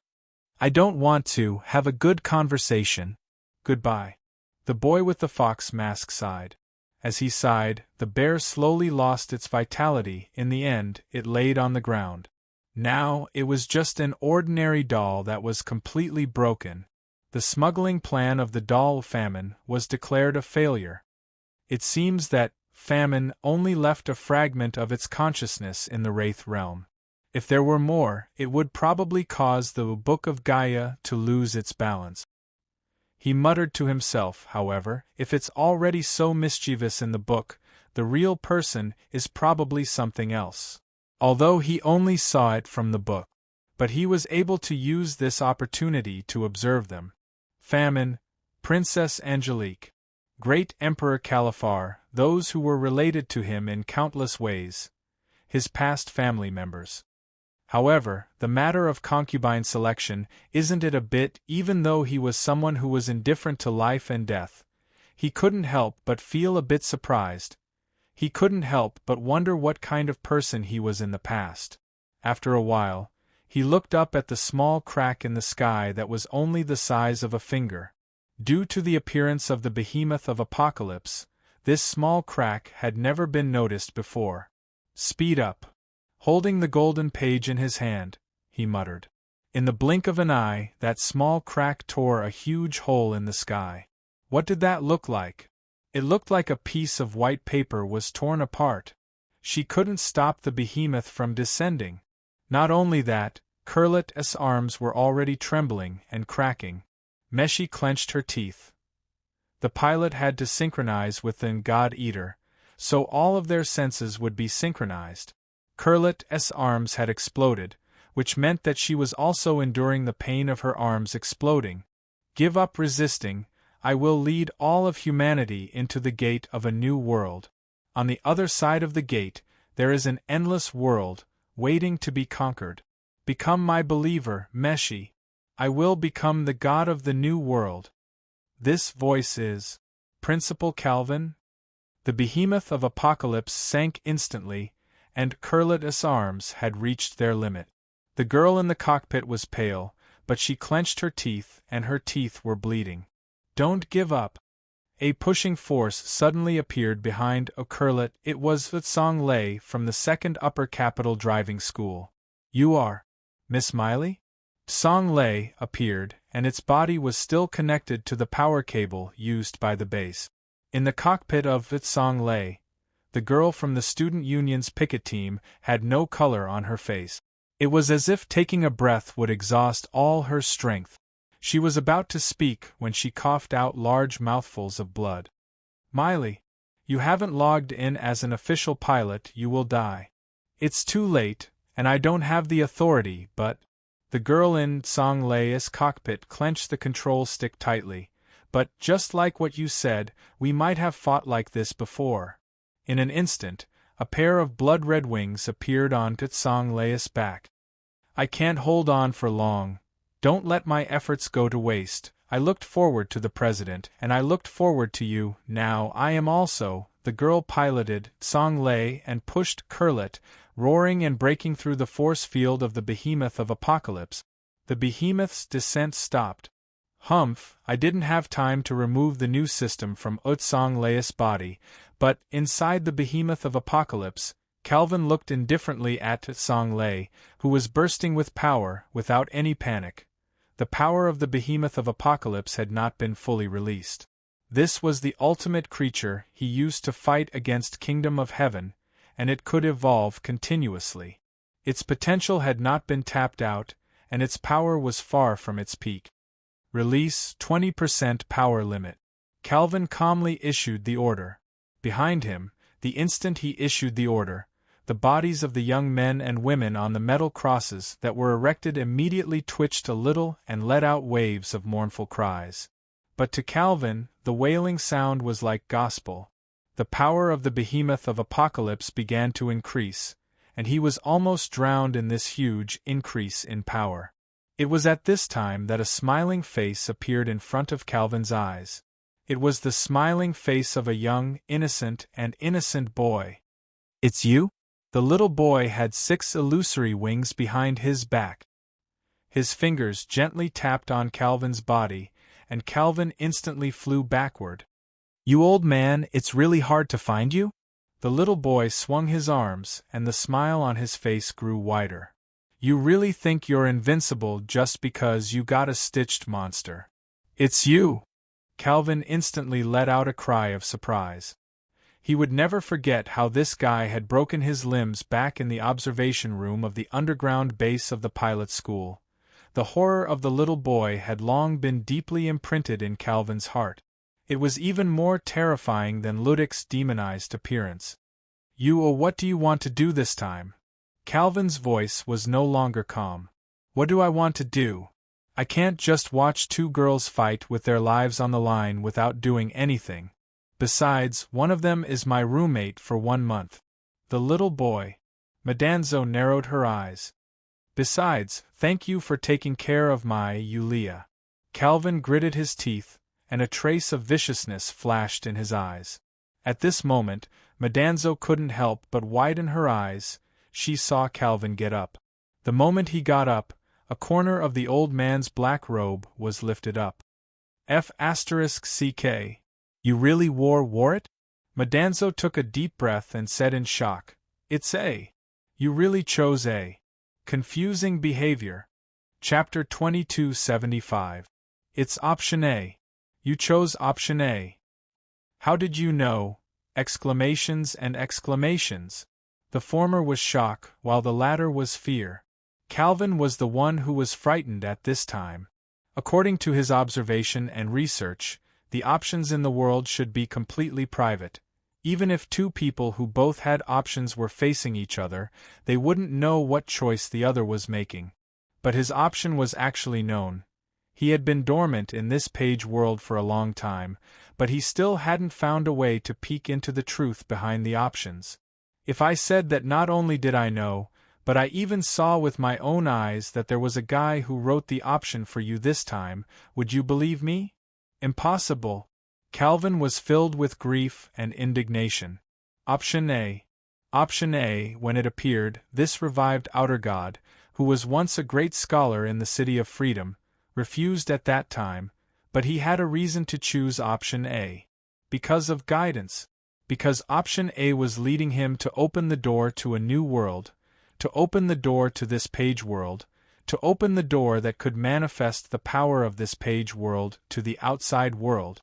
Therefore, not to mention a pair of broken socks, even if there were 2 pairs, he wouldn't hesitate, but the premise was that no one knew. The option was completely private, so no one would know at all. This was a perfect closed loop. But now, Calvin couldn't help but feel that his heroic reputation had been ruined, forcing him to feel that he had no choice but to destroy this hateful youth in front of him. "Nothing is impossible," Madanzo sighed slowly. "For example, if I'm standing here, do you think it's possible? No matter who you are, you have to die today." Calvin had basically lost his most basic sense of reason at this moment. The little youth sighed again, suddenly showing a smile, and said softly, "Calvin? No, the legendary mage of the Celts, look at me. Look at me seriously, I look a little like the past." In an instant, the void lit up, and the wings behind the little youth bloomed like flowers. A phantom appeared behind Madanzo, 36 wings of pure white. Metatron. How? Calvin seemed to have lost all his strength in an instant. He fell to the ground with a blank expression on his face. At this moment, the little boy was walking towards him, one step at a time, walking towards this outer god reincarnated, whose mental defenses had been completely broken and who had lost all will to resist. Madanzo reached out and grabbed Calvin's head. She sneered and said, "Don't worry. I will deal with all of you one by one. Now let's start with you." The pure white 36 wings were completely dyed pure black in an instant. It hadn't forgotten. It wouldn't forget, and it would never forget. In that broken orphanage dormitory, there was a young girl who would rather give up her own beliefs to believe in him. It would never forget the feeling of helplessness and despair when facing such a young girl, when it couldn't save her. She had made it feel despair. Even those guys from the Blazing Sky Palace had not done so. Serene, the girl who truly possessed a compassionate heart. At this moment, Calvin's head, in her palm, was now like dried and cracked mud. He watched as his head split open. A crack split open between his eyebrows, and then the left and right sides of his face were slashed open. Ah! The wail from the soul resounded throughout the huge room full of metal crosses. Calvin's face gradually distorted under Madanzo's palm, like an evil spirit. Feel the taste of a slow death. Bang, bang, bang, bang, bang, bang, bang. The helmets, one after another, 2, 3, exploded crazily. The young boys and girls who were imprisoned here like nourishment broke free from a huge cage and regained their freedom from the body of the apocalypse behemoth. The entire control room flashed with a dangerous buzzing sound at this time. In the crowd, a figure was the first to get up. She was Yulia. Yulia looked around in a daze. She suddenly slapped the back of her head hard. Memories flooded in like a tide. Yulia's memories, Senior Yulia's memories, her own memories. What the hell? While at a loss, Senior Yulia gradually sorted out her thoughts. But at this time, she saw a scene that she would never forget for the rest of her life. She saw Calvin. Calvin, who was like a real person after being eaten by insects, had thousands of holes in his body. He stood there, but his body was being wiped away bit by bit, irregularly. However, there was actually a strange, satisfied smile on his face, as if he was on a pilgrimage. The look in his eyes was no longer his own. They disappeared bit by bit, his limbs, his body, and then his chest. His neck also disappeared, and his smile was still satisfied. His mouth disappeared, and not even ashes were left. His eyes were still full of smiles. His nose, his ears, his hair in the end, only his eyes remained in the air. The left eyeball also began to disappear. As for the right eyeball, there was no longer any trace of Calvin's appearance. The right eyeball had also disappeared, turning into a wisp of fine foam, truly obliterated. Senior Yulia shuddered in an instant, and she stood up abruptly. There seemed to be a trace of Senior Eleventh's aura left here. A terrifying aura. While looking around blankly, a huge hand that was extremely worn out suddenly pierced through the wall that was full of screens, and appeared in front of Senior Yulia. Then, another huge hand that was similarly worn out appeared. The two hands began to exert strength, and bit by bit, the wall in front of them was opened. At this time, Senior Yulia seemed to see a huge halo. In the halo, there was Kurlit's figure and Meshi's voice. Yulia. The light of the halo instantly shone in. The boys and girls who fainted on the ground slowly opened their eyes under the light. In the sky, the final behemoth slowly fell. As it fell, its body rapidly disintegrated, disintegrating into all kinds of wreckage. It had lost any vitality. In the center of its body, there was a huge wound that was forcefully blasted out. For some reason, the terrifying giant beast of the apocalypse suddenly stopped all operations, and it didn't even activate its force field. The two girls who drove the God-Eater accurately seized the only opportunity in despair and successfully destroyed the body of the giant beast of the apocalypse. In the school's auditorium, Song Lei was sitting on the ground. Its cockpit had been opened. More than a dozen students carefully carried out Millie, who was soaked in blood and had almost lost her breath. Millie was in a deep coma. Hurry! Send her to the medical room. She's still breathing. Hurry! The pilot knocked down the messenger. Their mission has been completed, and it was completed very well. Now it's the mission of our medical team. We must save her. There were no cheers, only silent and hurried figures. In the base of the pilot school, on various posts, the students who were all tense leaned back in their chairs, quietly looking at the screen and listening to the report in the communication channel. All of this was not easy to come by. Hurry, more people, there are a lot of injured people here who need treatment. Amongst the scattered remains of the behemoth of Doomsday, Kale Lot was using its own body to hold up a huge piece of wreckage, and beneath it were the youths rescued from the depths of the behemoth of Doomsday's body. These boys and girls who woke up were obviously unfamiliar with everything and didn't know what to do, passively accepting everything in front of them with pale faces. Among them, a girl draped in a thin white blanket walked aimlessly. She didn't seem to know what to do and just walked instinctively. K.R. Lily. At this moment, a voice stopped the girl draped in a thin white blanket. The girl turned around subconsciously. Miss Yulia. At a corner of the school's rooftop, the little boy slowly landed. When he landed, he actually saw Zhu standing on the rooftop. Landing. Metatro heaved a sigh of relief. He tilted his head and looked at Zhu. Did you happen to be here, or did I happen to meet you? Zhu, my friend. Is there a difference? Zhu shook his head. I've just been here all along. Madanza looked around and then said, there is indeed no difference. Are you looking for this? Zhu slowly reached out its hand, and on its palm was a furry ear like a doll's ear, and it was black. You don't have to look for it now. Madanzo shook her head. She didn't know if anything had happened between the weird and mysterious bear doll and Zhu. But now it seemed that the bear doll, which had been manipulating all the time, was probably dead. What should I call you? Zhu suddenly asked. Madanzo showed a faint smile. What should I call you here? Zhu nodded thoughtfully and then smiled. Nice to meet you. Shinji classmate. This guy actually smiled. Madanzo couldn't help but feel a little surprised. From the very beginning, she had been trying to gain this guy's affection. She didn't know how much it had improved, but this was the first time she saw this guy smile, and it was even King good-looking. You're leaving? She vaguely felt something. Zhu shook his head, then looked at the sky and said slowly, it's them. They found me. They. Madanzo was startled and raised her head subconsciously. A crack appeared.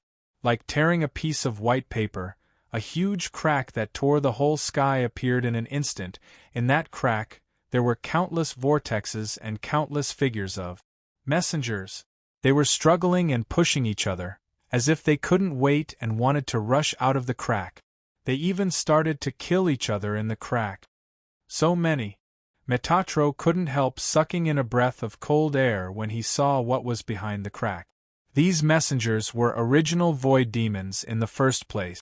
Metatro had never seen so many original void demons at once. It had indeed annihilated countless original void demons, but that was a prime number accumulated over a long period of time. A terrifying fissure split the skies of the entire world, and within that fissure were endless primordial demons of the void. Even if there were only half of them, wouldn't they be able to easily destroy the kingdom of heaven from the dimensional void to the end? You're saying that they're looking for you? Madanzo looked at Zhu with a serious expression, and vaguely understood something. I don't remember. Zhu shook his head. But it should be like this. Maybe it's because I've done something. Before coming here, I've been avoiding these guys. Why are they looking for you?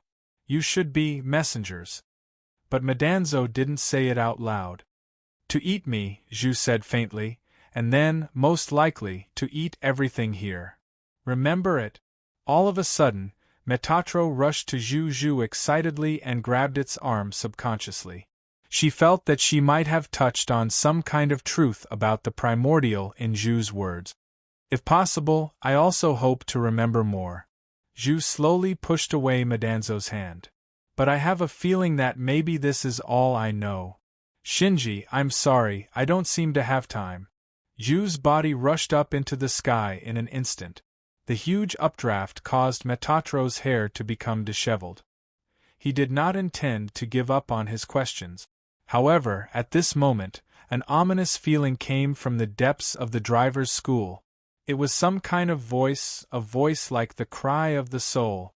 This feeling is Void Ancestor. Madanzo's face changed dramatically, thinking of Messenger, one in the underground observation room.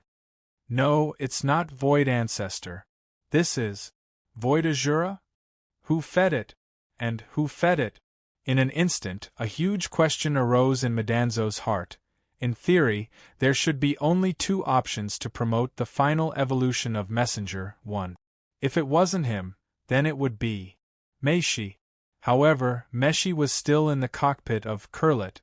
At this time, crack! The whole pilot school building broke into two halves at this moment. In the collapsed building, a pale, muscular arm suddenly appeared, and then the palm tightly grasped the tilted part of the roof. Void Azura. At this time, Madanzo had left the broken building and distanced herself from it. She looked at the pale arm with a pale face. The terrible thing under the pilot school came out. At the same time, Madanzo also knew who fed Messenger 1. In the center of Messenger 1's head, a figure merged with it. It was Ludic. Chapter 2276. Upon closer inspection, Ludic and 1 were closely connected. In other words, it was not an exaggeration to say that they had completely merged into one entity. He seemed to have lost his life and was just like a part of Messenger 1's body, just the part that was exposed from the forehead. Messenger 1, which had completely crawled out of the underground base of the driver's school, looked more like a human than when Madanzo had first seen it. It was thin, but its legs were disproportionately long, like a primate. However, it had no facial features, and its entire head was like a mask with nothing on it. At this time, Messenger 1's huge body directly squatted on the slanted rooftop of the teaching building. Its hands were naturally put down, and its head was raised, facing the huge crack in the sky. How can this be? Ludic actually. Madanzo looked at this scene in disbelief. It had never thought that Ludic would be swallowed by Messenger 1. No, it wasn't Ludic. It should be the guy in Ludic's body. It should be Samuel who completed Messenger 1 in the end. Madanzo took a deep breath, and then a sense of powerlessness followed. Looking at the pale Messenger 1 that had completed its evolution, it deeply felt that fate seemed to be playing tricks on it. However, no matter what, Ludic is a descendant of a saint's family. If that person knows about it, I'm afraid. No, it's just a saint's family, not a real direct descendant related to that person. After all, Joan of Arc was still a virgin until her death. Senior. At this moment, a voice that was very familiar to Madanzo sounded. It looked down and saw Senior's sister, Yulia, coming to it with tears and snot. Metatro almost fell for such an accurate outpouring of emotions. Senior, I miss you so much. You're just in time. Madanzo reached out and pressed down on Senior Yulia's head so that she wouldn't come over. Do you see those void original demons in the crack? Senior's sister Yulia's expression instantly changed, and she nodded. That was the reason why she had hurriedly come here. At this time, Madanzo quickly said, Listen, this world has developed to this extent, but the pages have not appeared yet. Senior, what do you mean? Madanzo said seriously, I'm afraid this is the real battle. Newcomer, place your bets. Are we betting that this world will be completely destroyed by the primordial void devil, or that this page world can survive this crisis. Senior, you also know that my luck hasn't been very good recently, right? Yulia couldn't help but say faintly. I know. Madanzo said bluntly, that's why I want you to choose. Whatever you bet on, I'll bet the opposite. UF***, do you really think I'm a beacon? Come on, newbie, it's time for you to show off. Place your bets. Yulia opened her mouth, suddenly feeling a little nervous. Which side should she bet on? No matter how one looked at it, this hand of cards was the trump card of the primordial void devil. On the other hand, on the human side, a second upper capital city didn't have the slightest bit of defense. Even if it did, it wouldn't be able to withstand the endless primordial void devils. Furthermore, Milei was almost, or perhaps already dead, Tsang Lei was crippled, and as for Okurlet, it was questionable whether he still had any combat power. The primordial void devil was a real dragon riding on the face, and even the poison healer didn't seem to lose. There was still one on the ground. On the ground? Senior, could this be that primordial void ancestor hidden under the school? It's Void Azura now, and it has successfully evolved after swallowing Ludic. Ludic! Yulia gasped. How could this be? Senior, could it be that you fed it? I want to know too. Madanzo rolled her eyes.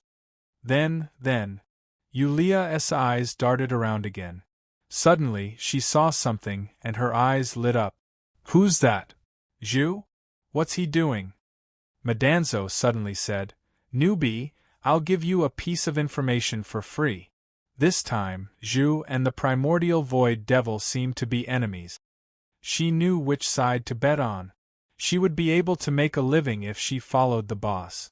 Even if the boss was just a projection, he was still the boss. Tsang Lei! Yulia suddenly yelled in a deep voice. On the ground, the dilapidated huge machine that was sitting beside the school auditorium suddenly flashed with a red light and stood up once again. It can still move? Madanzo blinked in surprise.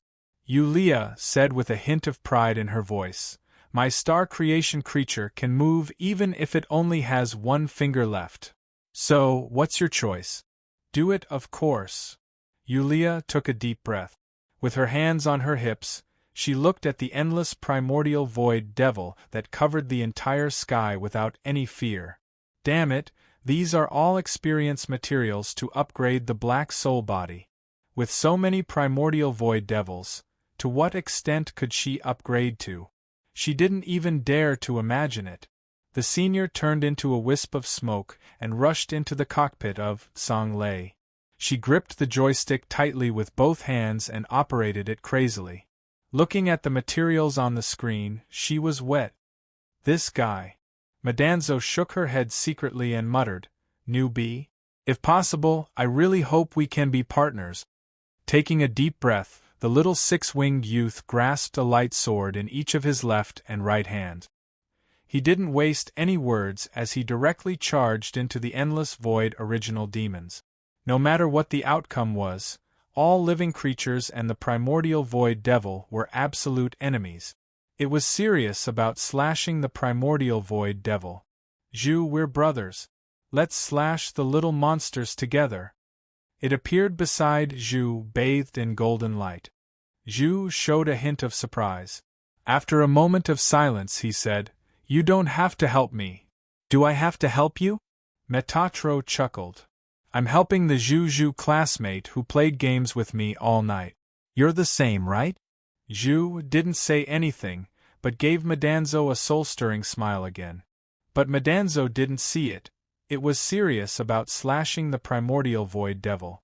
At this moment, it had already charged into the dense horrors with its light swords in both hands. Maybe. I don't have to leave this world of the dead, Zhu exhaled slowly. Behind him, a huge, pale figure had already jumped up from the ground. Messenger 1. He stood in front of Messenger 1 and put his hand on the middle of its face. You don't have a name yet, do you? Messenger 1 didn't move. What do you want me to be called? Zhu asked softly. Messenger 1 still didn't move, but the figure on its forehead, Ludic's closed eyes seemed to shake. Then, Zhu's heart moved, and his voice became low at the same time. I'll give you a new name. Angel of Wrath. This is you. It had a name, and it was no longer quiet. Its pale body instantly turned blood-red, like the flesh and blood of a human being after its skin was peeled off. Its face that didn't have anything on it instantly cracked open a mouth, and inside it were sharp teeth. It still didn't have any other facial features, but it seemed to be enough. A pair of jagged wings broke out from the back of Messenger 1. No, from the back of the Angel of Wrath. The Angel of Wrath leaned back crazily, and its hands were pushed open. At this moment, the Angel of Wrath let out an earth-shattering roar. Then, like a wild behemoth, the Angel of Wrath crashed into the endless primordial void devil. At this moment, amidst the horrifying primordial void devil that filled the sky, the six-winged teenager was crazily slaughtering. The Angel of Wrath crazily tore apart one target after another. At the same time, a sneaky but huge figure was always wandering around the six-winged teenager and the Angel of Wrath, picking up the corpses one by one. But with just them, how could they block the endless amount of Void Yuan demons? Such a struggle was futile. Then Zhu took a deep breath and pressed its palm on its chest. There was also a hole that couldn't be filled. Zhu, who was calling out to it? Zhu subconsciously looked at the broken curlet beside it. It didn't know whether it was suitable or not, but it had already soared into the sky. This was probably the current limit of curlet. The unstable body was now making rumbling sounds, as if it would fall apart at any time. However, at this moment, the door of the cockpit opened, and the girl slowly walked out, reaching out her hand. She didn't say anything, and all her words seemed to have been contained in the look in her eyes. "Don't worry," Zhu said softly, "this won't be the end. I'll wait for you to come back." Finally, the God Devourer reached its limit and completely fell apart in the air, and the girl fell with it. A gentle light wrapped around her, allowing her to land safely on the ground. She raised her head, looking at the tiny figure that rushed into the horrifying monsters, and murmured very softly, "Wait for you to come back."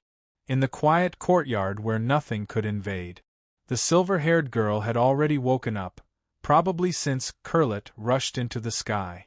The silver-haired girl didn't blink her eyes. Wearing the fox mask, he said in a low voice, "Speaking of which, if I didn't come, the person beside Zhu would be you. Would you hate to be replaced like this?" After a long while, the silver-haired girl shook her head. "Meshi, I'm fine." Then, she looked at him in the fox mask, and naturally leaned into his arms. "I'm fine too." This was like some kind of exchange game. He couldn't help but carefully ponder the meaning of the girl's words. Then, he said cautiously, "I'll stay with you for a while." Okay, the sword made of light shattered one after another, and when it finally reformed, it was already dim and lightless.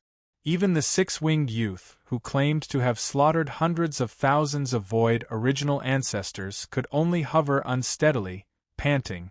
After all, it was a dead guy, and only a wisp of its will had come.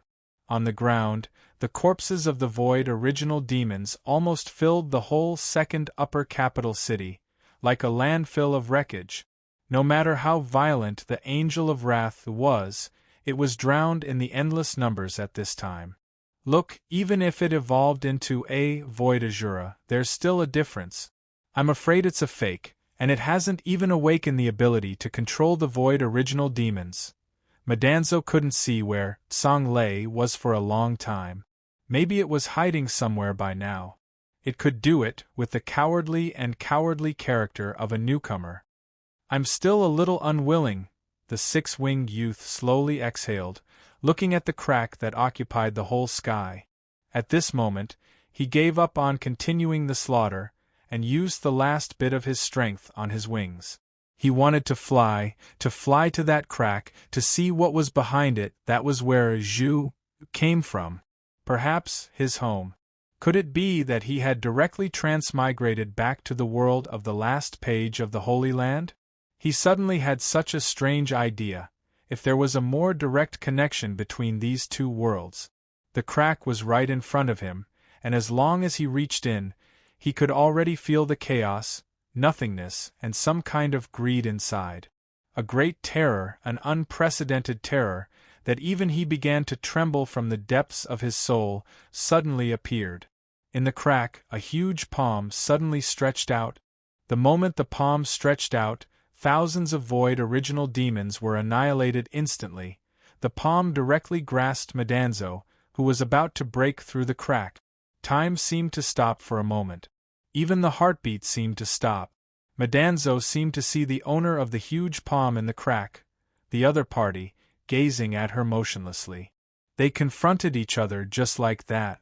Second after second, the whole world paused, and there was no sound. The 52nd second. A figure suddenly bumped over, and time began to flow again. At this moment, Madanzo saw Zhu. He suddenly became huge, and turned into a giant of light, but there was an empty hole in his chest. The giant of light directly pushed back the palm in the crack. Then, the giant of light instantly tore the crack in the sky wider, and jumped in. Madanzo, who was almost out of oil, fell from the sky at this moment. It looked at the ground. At this moment, where was the void original demon? They were all dead. Chapter 2277. Madanzo had already landed in a mountain of corpses and a sea of blood. The dead primordial void demons almost covered the entire second upper capital city. It raised its eyes and looked around with a blank expression. The giant of light that Zhu had transformed into had already entered the crack. However, Madanzo still remembered the huge palm that stretched out from the crack.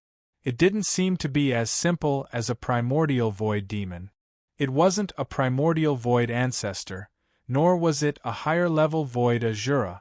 Void Azura was already the highest-level form of the primordial void demon that all the undying creatures in the dimensional crack knew about.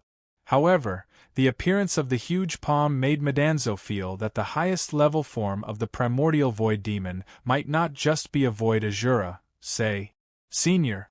A familiar voice sounded. Madanzo knew that Yulia would definitely appear when it was safe. She would survive until the end. But at this moment, she was no longer driving Tsang Lei. Instead, she was alone. She looked a little tired, but overall, she was still okay. This guy, could it be that she was slacking off while fighting? Senior sister Yulia had already come to Madanzo's side. Did we win? Madanzo shook its head. It didn't seem to have a definite answer either. After the giant of light appeared, the primordial void demons that had already invaded this page world were all killed in an instant. Then, the giant of light directly tore open the crack and entered it. After that, no more primordial void demons. The so-called emissaries entered through the crack. Some time had already passed, but the giant of light still hadn't appeared. Madanzo looked at the huge crack in the sky, and couldn't help but think of entering it again. However, at this moment, the crack in the sky seemed to have become smaller? It's not becoming smaller. It seems to be healing. Senior sister Yulia said quickly. It's starting to disappear. The crack was starting to disappear, and no more primordial void demons appeared, which meant that victory belonged to this world. It seems to be Zhu. Madanzo said thoughtfully. The giant of light was formed by him, and it seemed that he was the only one who had the ability to heal this crack. The two of them silently looked at the crack that stretched from one end of the sky to the other, continuously shrinking.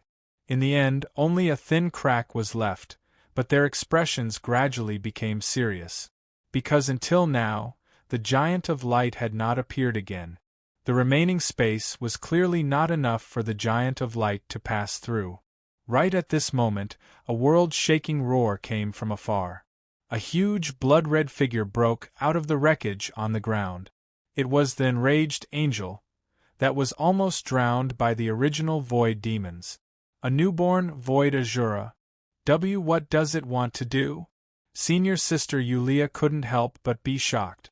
At this moment, the angel of wrath bent its legs slightly and then started to jump. The moment it jumped, the ground seemed to sink a little. The ground around the angel of wrath, it had completely sunk and cracked in the end. The angel of wrath, rushed into the remaining small crack at a terrifying speed, completely entering it.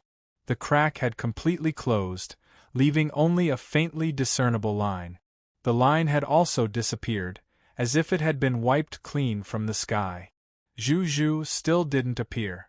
How could this be? Senior sister Yulia sat on the ground at once, staring blankly at the flawless sky. It's fine if Zhu didn't come back, but the pages didn't appear either? No, it's fine if the pages didn't appear, but why didn't Zhu come back either? It's not like this, it shouldn't be like this? Senior? She subconsciously looked at Senior 11, only to see that Madanzo's expression was no less confused than hers. Waiting in silence. When the ultimate beast was knocked down, they thought that all the danger had passed and heaved a sigh of relief. But it turned out that the ultimate beast was just a prelude. The real despair had yet to come. The overwhelming number of messengers appeared, as if it meant that the world was about to come to an end. It was too scary, so scary that they even forgot to think. It was so scary that they didn't even know how to react. They numbly watched everything happen until the appearance of the Giant of Light. The crack suddenly disappeared, and the world didn't end. Everything happened too fast, and the people who didn't even know how to be afraid now seemed to have the joy of surviving a disaster, as if they didn't know how to feel. Could it be that something else would appear next? After the crack disappeared, second upper capital ushered in dusk. The blood-red clouds gradually dimmed. When Yulia and Madanzo returned to the pilot school in silence, they saw the students silently cleaning the school or moving the people who died in the disaster. They were actually injured, but there were no more people. Even if they were injured, they didn't grit their teeth and persevered. There was no electricity supply. They dismantled the tables, chairs, doors, and so on in the classroom and set them on fire. Flames lit up everywhere in the school, illuminating the place. In the second upper capital, similar flames appeared in many places. In the quiet night, people coexisted with a large number of messengers' remains, and the whole second upper capital fell into a strange silence. Zengency! A figure rushed toward Madanzo. It was a girl with glasses, Mary. Looking at her, Madanzo was stunned. It seemed to hesitate, but it didn't dodge until Mary crashed into its arms and pushed it to the ground. Great! You're fine, that's great. It sounded like it was about to cry. Madanzo hesitated and didn't reach out its hand to comfort Mary's back. However, at this moment, Yulia pressed its hand down and pressed it against Mary's back. Madanzo rolled its eyes, and Yulia shrugged with a bitter smile. In the end, Madanzo didn't move its hand away. Instead, it caressed Mary's back and said, "It's great that you're fine, Mary." After the battle, they were exhausted, but the pages didn't appear. Even Zhu didn't come back. Perhaps Madanzo and Yulia needed something urgently. "Mary, have you seen Meshi?" Yulia asked in a low voice. Mary calmed herself down and shook her head. "I know. It's a mess everywhere, and many students can't see her. Maybe you can try to look for her. But maybe there wasn't much hope." "I see." Yulia nodded. She didn't look sad or anxious, so naturally, she wouldn't start. She just looked at the bonfire in front of her, as if she had lost something. "Oh right, I heard that Ms. Mirai is out of danger," Mary quickly said. After defeating the first big monster, Ms. Mirai was sent to the infirmary under the base. Just now, someone cleared the way down and found Miss Millet in the infirmary. Her heartbeat has recovered. This should be good news in the midst of misfortune. However, Madanzo and Yulia didn't look happy at all. "Shinji. You?" Madanzo shook its head. Nothing. I just feel that it's a pity that the summer festival we prepared for so long ended like this. After all, we prepared for a long time. It just found a random reason. Mary was stunned. Suddenly, Mary took off her glasses and stood up. At the same time, she pulled Madanzo up and smiled. Let's sing. Sing. Madanzo looked at Mary in shock. After taking off her glasses, Mary had a breathtaking face. Was this a face that was sealed by the glasses? It didn't know. It only knew that the firelight in the distance shone on Mary's face, and it was bright red. Yulia also looked at this vitality girl in surprise. She wasn't in the mood. However, Mary grabbed Yulia's arm. She pulled Madanzo and Yulia at the same time and quickly ran forward, climbing up a half-collapsed wall. I have always had a wish. Mary stood on the high ground and looked down at Madanzo and Yulia, who were pulled up by her. It is to confess to the person I like on an important day. Madanzo was a bit distracted. I like you, Shinsan. It looked at her and saw Mary take a deep breath. She crossed her arms around her mouth. I'm serious about confessing, she said loudly.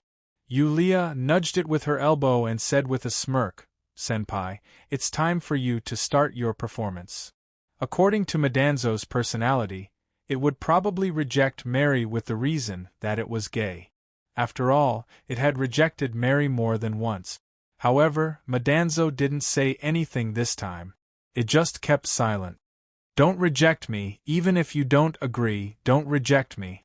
Madanzo opened its mouth and met Mary's expectant gaze. It suddenly smiled and climbed up to the high ground with Mary. It smiled and said, Let's sing our duet. This time, it took the initiative to hold Mary's hand. Mary was stunned for a moment and then showed a gentle smile. She took a deep breath. Under the light of the night sky and the bonfire, the girls singing slowly came out. There was no performance, just pure singing. She just sang like that, and the little boy's voice unknowingly became the same as hers. It became a duet between the two of them. This is really...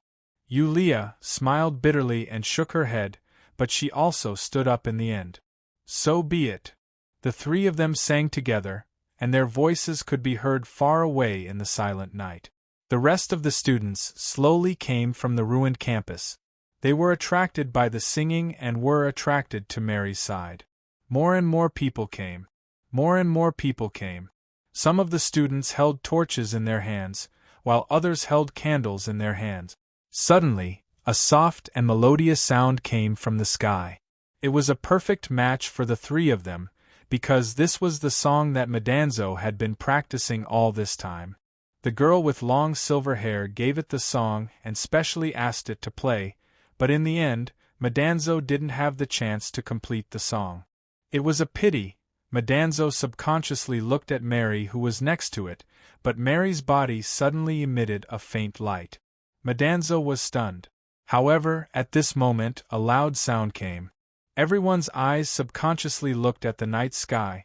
It was a bright light under the night sky. Fireworks! These are the fireworks that were originally prepared for the summer festival. Who set it off? But it's so beautiful. They were looking at the fireworks in the sky, and only it was looking at her. As for her, under the dazzling fireworks, her figure was like a fluttering firefly, gradually fading away. Nice to meet you, Shinsan. Ma.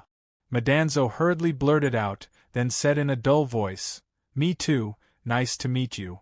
Fireworks, no matter how bright and lonely.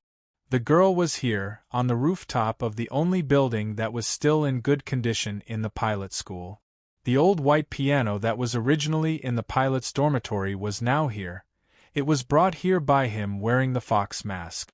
In fact, the girl with silver hair could have brought the piano here by herself, but she insisted that he bring it here for her, as if she was acting spoiled. Because this was the last bit of time he had left to accompany her today. At this moment, she was sitting in front of the old white piano, playing the song that she had given to Metatro. She was very skilled. Congratulations on your graduation, Mary-san. the girl said softly. The piano was still playing. It was a song that could make one's soul rest in peace. It was also the first time that he, who was wearing the fox mask, listened to this song in its entirety. At the beginning, he listened to it in a music box. At the beginning. The girl continued to speak softly. The disaster is over, but please don't forget to hug the people around you. You can hug each other, you can cheer, you can kiss. At this moment, you can do what you want to do most. This victory was not easy to come by, so please cherish the present, and every second of the rest of your life. You've also graduated. Me too. Her white fingers finally stopped on the piano keys, and the music lingered in the air. She suddenly rushed out and directly flew in front of him wearing the fox mask. The girl reached out her hand as if she wanted to take off his mask at all costs. This time, he didn't stop her and allowed her to take off his mask. The moment she took off his mask, the girl was silent and motionless, and a drop of tear fell. He was wearing a pair of black glasses in front of her. There was only a trace of confusion in his eyes. This is... He looked down at the girl in front of him and opened his mouth. I think I had a dream. I should be in the crack just now. The girl with silver hair shook her head lightly. No. I'm here to take you away. He smiled faintly and reached out his hand to the girl with silver hair. Zhu! At this moment, Meshi appeared at the broken door of the rooftop, panting. He also reached out his hand to her. Zhu! She looked at him. End of this chapter. Chapter 2278. The chaos here was like the chaos at the beginning of the world. Clear and turbid air currents were mixed and entangled. This was the world behind the crack. The chaos was boundless and there was no breath of the living, as if this was more like the world after death. In the chaos, there were countless messengers, which were the void original demon species. They were spying or coveting, all because a figure that shouldn't exist appeared here. When he arrived, it was also the moment the giant light disappeared. He replaced the giant light that was fighting fiercely with something. A terrifying battle that happened in this land of chaos came to an abrupt end. What followed was the eruption of the main body of the giant palm, which contained violence, anger, and resentment. It only had one giant palm that appeared from the chaos. As for the rest of it, it was hidden in the chaos, but just this one palm made the countless void original demon species in the chaos not dare to act rashly. These void original demon species that had no heart and only had instincts also had something that they were afraid of. There's only one palm. Luochio had indeed replaced the giant light that was supposed to be here, which was Zhu Ji. The replacement took effect the moment the girl took off the fox mask recklessly. In the same page, there shouldn't be two identical protagonists at the same time, and soon, he came in person. The Book of Gaia could only bear such a heavy burden. It seems that even the Book of Gaia can't describe it, or... Boss Luo sized up the palm in the chaos, as if he wanted to, or had already seen through the chaos, to see the owner of the giant palm behind the chaos. It can't bear you either.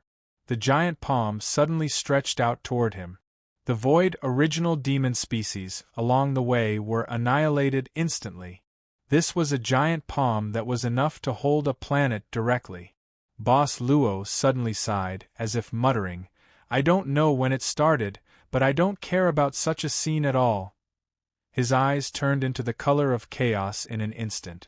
As if it sensed some danger, the giant palm suddenly stopped. Boss Luo was expressionless. Where are you?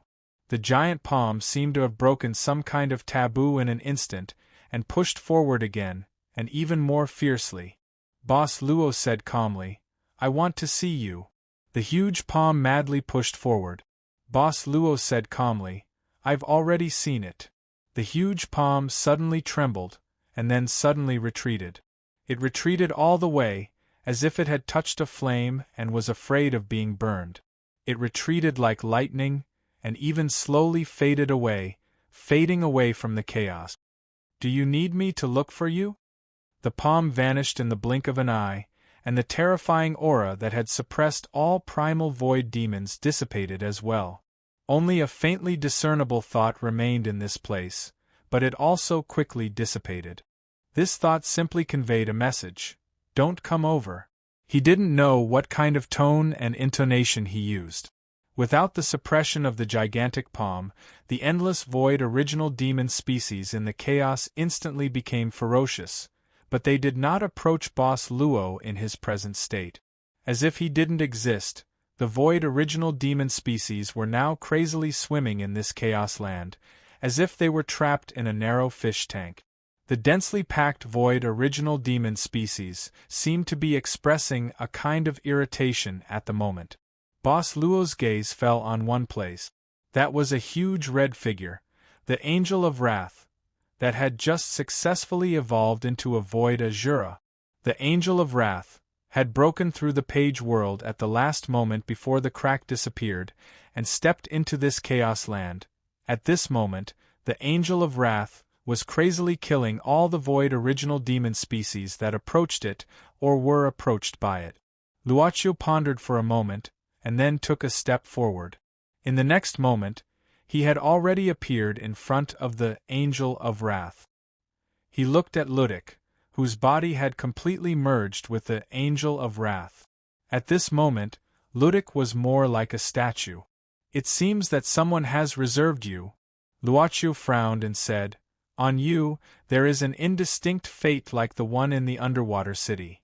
The Angel of Wrath was still and motionless. Boss Luo shook his head and said indifferently, since you have walked into another fate, you can't take this thing. The boss stretched out his palm, and a teardrop-shaped pendant quickly appeared in his palm, the Holy Glory necklace. I won't take your things for free. Red silk threads suddenly appeared, like the silk of the red spider lily. They appeared under the Angel of Wrath's feet, and then covered it. In just a moment, the Angel of Wrath had been absorbed into a huge red silk cocoon. Boss Luo waved his hand, and the red cocoon disappeared from this chaos land. Although this was chaos, it was only the chaos described in the Book of Gaia. It was not a real chaos land, nor a real dimensional void. The deep space is the place that belongs to you. There would always be an end to everything. In the pilot school, Madanzo and Yulia had quietly left when the students' attention was attracted by the fireworks. They didn't go far and just stayed in a quiet corner. Yulia looked at 11 hesitantly. 11 seemed to have fallen into silence because of Mary's disappearance. That memory was too terrifying. It was as if they had really experienced another life. Or rather, in their immortal lives they were given another life. When she didn't remember her origin and only thought that she was a student in the pilot school. But when she thought that she was really Shinji-senpai. How did we wake up? Yulia suddenly asked. Madanzo said, I'm afraid that we have to thank your Xing Chuang's ragdoll bear. It was it that caused the special device that controls everyone in this world to crash, right? I'm from Xing Chuang. Senior sister Yulia sucked in a breath of cold air. F***ck. She forgot about that. Prince Desolate, the ragdoll Desolate? Senpai, where is that ragdoll bear? Where is it? Yulia hurriedly asked. Madanzo couldn't help but frown and immediately said, it shouldn't be here anymore. Maybe it was killed by Zhu and only one ear is left. As for why it provoked Zhu, I don't know. So, did you really create the ragdoll bear? That's desolate. Yulia bitterly smiled. She knew that she couldn't hide it, so she simply confessed. That's right, it's the Prince Desolate from the previous world. This prince really has a lot of tricks up his sleeves. He actually secretly attached a thought to me and then followed me to this place. Madanzo opened its mouth. Even it couldn't do such a thing. No, it did. It followed Celia into the Book of Gaia. 50 steps, 100 steps? It shook its head with a bitter smile. Fortunately, such a naughty child is just a character in the book. At this moment, a whirlpool appeared behind the two, and the suction force that they were almost used to. This is Yulia subconsciously said, "Senpai, you got the page?" When Metatro shook his head and subconsciously looked beside him.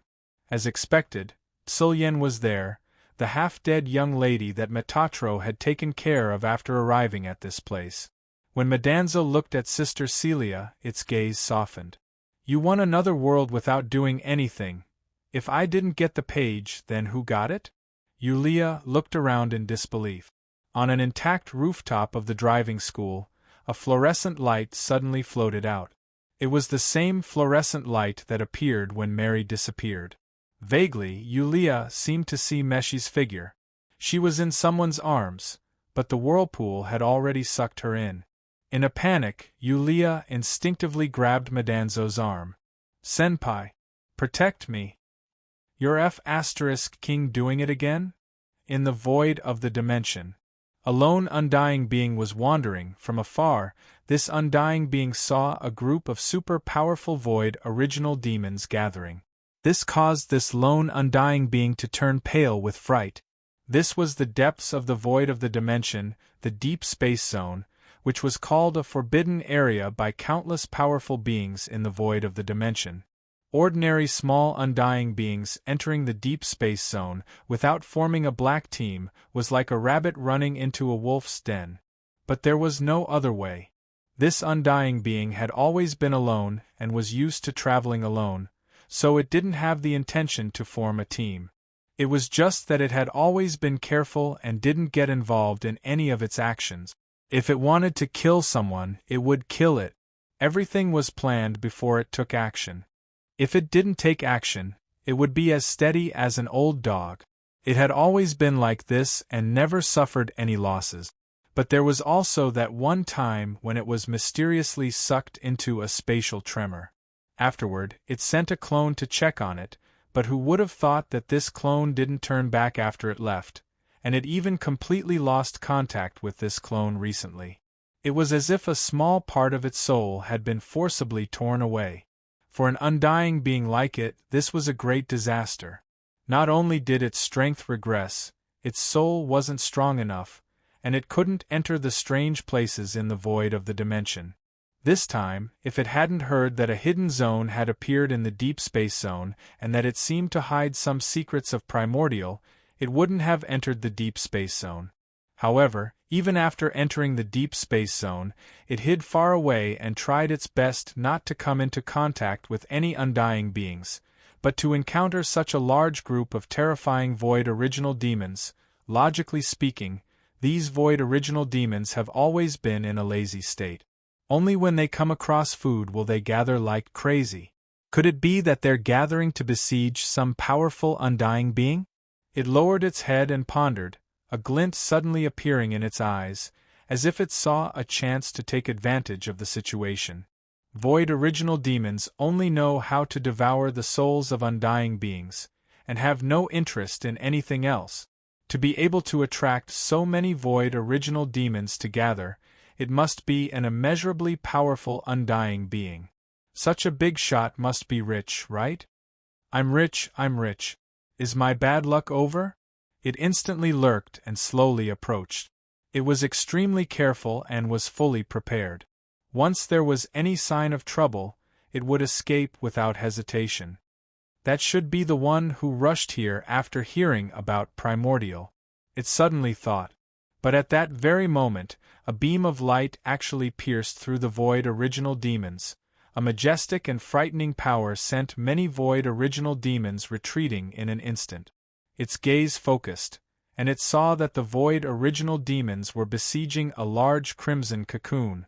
At that moment, beside this crimson cocoon, there was an undying being wearing a gray robe and holding a magic book, madly slaughtering all the void original demons that came close. It even saw a strange emblem on this undying being's robe. It was the emblem of an Ouroboros. Could this guy be from the Gate of Truth?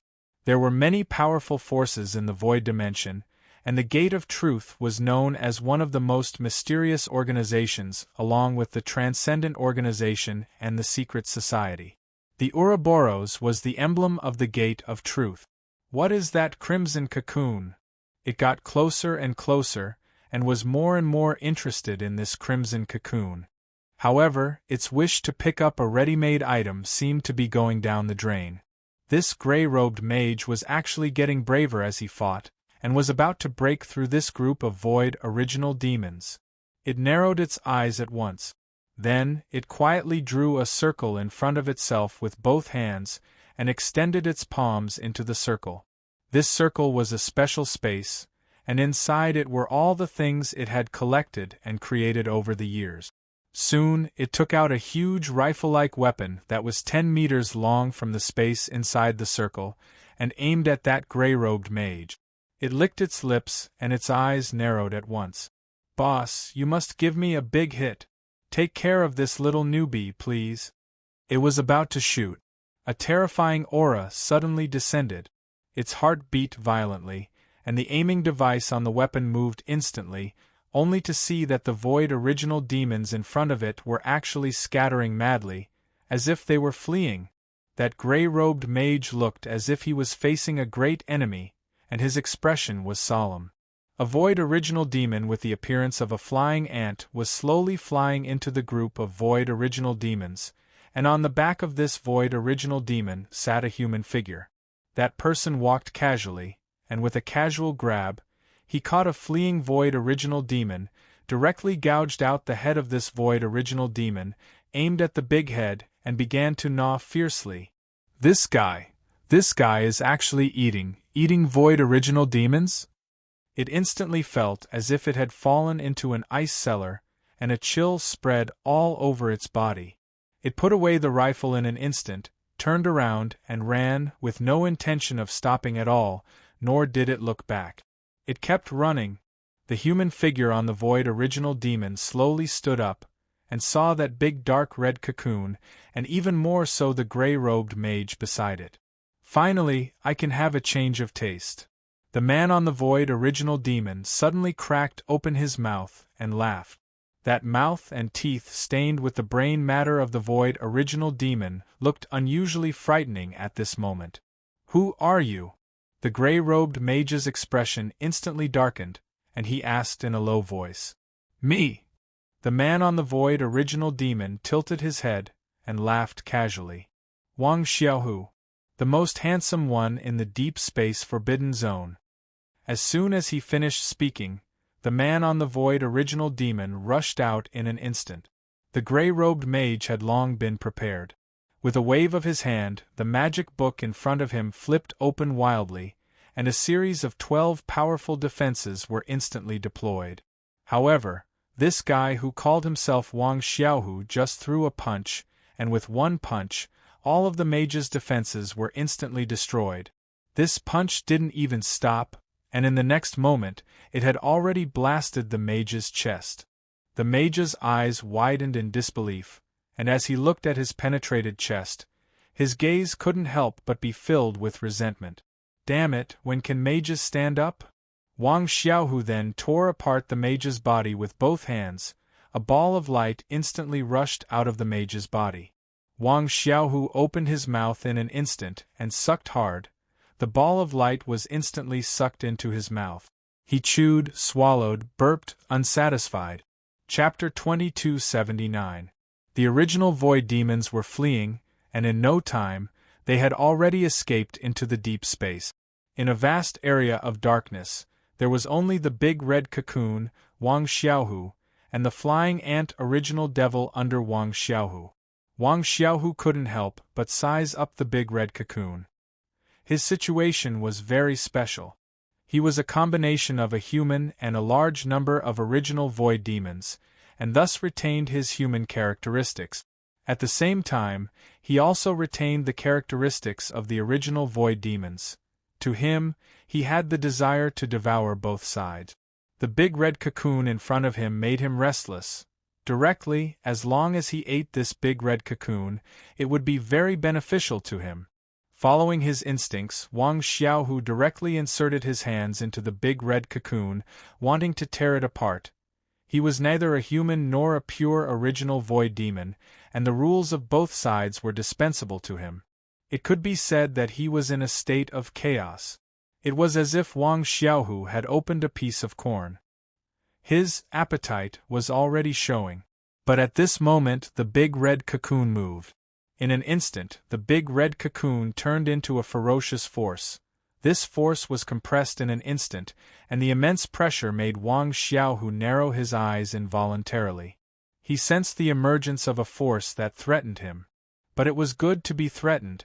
It meant that the taste of prey would be better. He was waiting in the void, arms crossed, a devilish smile on his face. The red radiance had been compressed to the extreme, and what appeared in front of Wang Xiaohu was a figure that was about the same size as him. At this moment, the aura of the figure that was emitting tremendous power suddenly changed. Wang Xiaohu subconsciously frowned. He actually smelled a similar scent from the other party. The red light dissipated, and in the deep space, a pale face appeared in front of Wang Xiaohu. The figure was tall and slender, wearing a white windbreaker and a long robe. On the face, there was a half-erect white bone mask, and on the left side of the face, there was a completely pitch-black eye. There was a small round hole at the collarbone below his throat.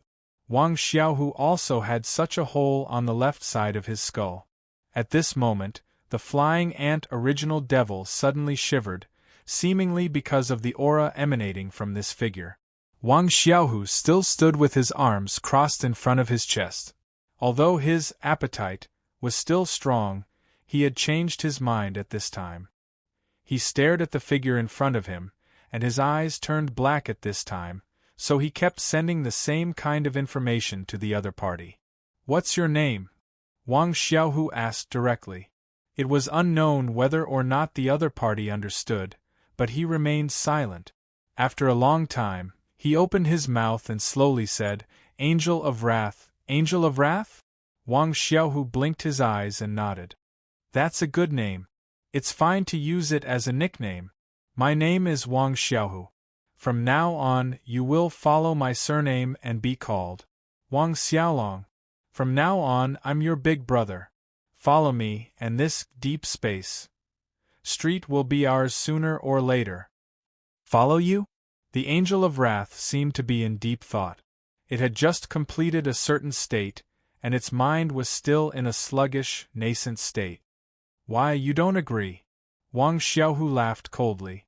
The Angel of Wrath shook its head. Its intuition told it that this guy who called himself Wang Xiaohu was very dangerous. At its current level of nascent, he was really very dangerous. "That's enough." Wang Xiaohu laughed. "From now on, we are the Longhu brothers. Come, follow me to hunt the deep space street." "A hunt?" Angel of Wrath. Wang Xiaolong seemed to have an inexplicable reaction to these two words. At the same time, it also felt a sense of hunger. "Okay." Wang Xiaolong nodded and was about to move. "Wait a minute." Wang Xiaohu suddenly shouted at this moment. At the same time, Wang Xiaohu turned around and punched across the air. In the distance, following Wang Xiaohu's punch, there was a terrifying explosion in an instant. "Let's go." Wang Xiaohu chuckled and stepped directly onto the flying ant primordial devil. Boom! The prop in front of it exploded in an instant. It looked at the completely dead creation in horror and couldn't help but break out in cold sweat. Was it discovered? What the hell was that thing? It felt like it had seen something incredible. Who on earth walked out of the big red cocoon? And that guy riding on the flying ant primordial devil, it was already completely far away from the place where the incident happened. Even if it was still spying, it was only using the creation that it left behind as a springboard before it escaped. However, the secret backup plan it left behind was still discovered, and it was afraid that it couldn't hide in this place anymore. With that in mind, it hurriedly fled again. However, before it fled, it quickly sent a message to a certain direction in the deep space forbidden zone. Special information for sale. Meet and discuss in detail. What happened just now had been completely recorded by it. It believed that this information could be sold at a good price. Because in the dimensional void there was such an organization that was extremely greedy for all kinds of information. They secretly recorded everything and were known as the Encyclopedia of the Dimensional Void. Secret Society. Among the many giants of the dimensional void, one of the three most mysterious organizations. Senior Yulia was shouting perfunctorily, then she stepped on something. Oh, here we are. This time, she landed in a very good position. Full marks. She began to size up this new page world immediately, and at the same time, she felt the degree of suppression of her power to judge the difficulty of the beginning. Senior, what's the situation? Senior Yulia asked hurriedly. Do you want to King move away from me first? Oh, this is. The little boy rolled his eyes. He had been roaming the dimensional void battlefield for countless years, but this was the first time he had been ridden so many times. Senior, Miss Serene is here. Senior's sister, Yulia, pointed at a figure lying on the ground not far away and said, Serene is there? Then this is. Madanzo subconsciously looked to her side. There was also a person lying there, but it wasn't Serene. The person beside her was Lily. But Madanzo remembered that when the vortex opened, Lily wasn't there, but after descending, this little maid of the Rose Mansion appeared. Senior's sister, Yulia, frowned and said, after defeating the apocalypse behemoth, I found this child, but she seemed to have suffered a big blow. I had no choice but to settle her down temporarily. After that, I couldn't care about her anymore. I didn't expect that Lily would also. It seems that someone did it on purpose. Madanzo looked meaningfully at Senior Yulia. It was the same in the Holy Land's page world. I'm afraid there are traces of it being done on purpose. She suddenly remembered what the Xing Chuang teddy bear said in the student union president's office. Senior Yulia was shocked, but she said calmly, Senior, did you find something? Madanzo shook her head casually, then picked up her pipe and said, Although I'm not sure yet, I will find out the truth. I'll bet on the name of the Heavenly Kingdom's leader. Senior, you're making a fool of yourself. Senior Yulia shook her head secretly. Her relationship with Madanzo was very mysterious. They tested each other, distrusted each other, and selectively exchanged information, but under certain circumstances, they would also trust each other. She walked forward and looked at the place where she landed. In front of her was a desolate city. The architectural style was similar to the one in the Holy Land's page world, but it was different. It seemed that the religious atmosphere was slightly stronger. The entire chaotic city was built around a huge church complex in the center. As for the huge church building, half of it had already collapsed. This capital seemed to have experienced a terrible disaster, but it wasn't that there were no people living here. In this desolate city there were still quite a few people.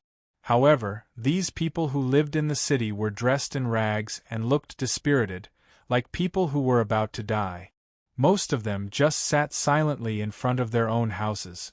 Senior Yulia got a handcart, put Celia and Lily on it, and pushed it herself, because Senior 11 was directly suppressed in this page world, and he only had the strength that matched his body shape. Senior, did you notice that the way these people look at us is a little strange? Senior Yulia suddenly asked.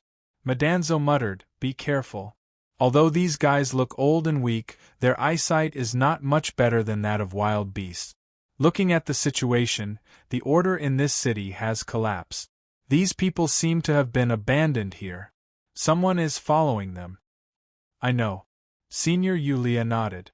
She had lost her ability to turn into mist, and now she only had a little fighting ability left. As for her experience, she was quite rich.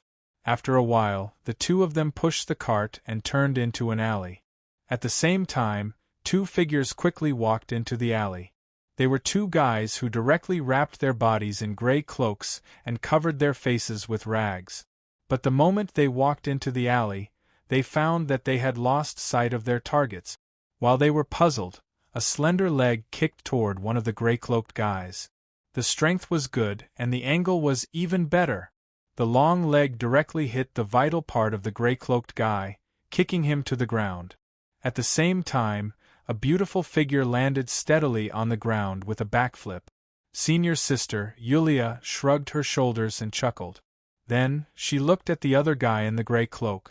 This page world suppression on her and her senior was almost to the limit, which meant that the people in this page world were at most at the level of ordinary people. She was not afraid. Damn it! Beat him! The guy who had been kicked to the ground screamed in pain and roared furiously. In an instant, the other gray-cloaked guy directly flew over. Senior Yulia smiled. Her fighting skills were the most powerful, and she could kick and pinch people.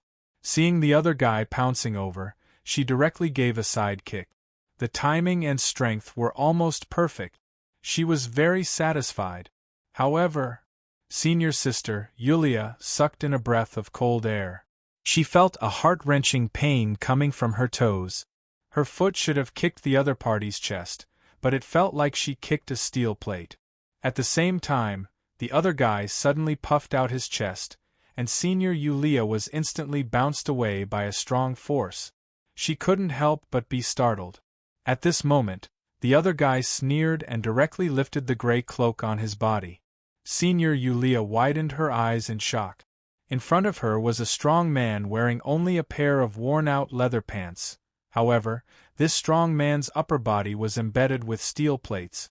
She could even see the traces of the man's solid muscles and the steel plates that were embedded because of the compression. Not only that, this strong man's entire left arm was also made of metal. It looked like some kind of inferior metal that was haphazardly pieced together. The guy who had been kicked to the ground at the beginning also got up at this time and lifted the cloak on his body.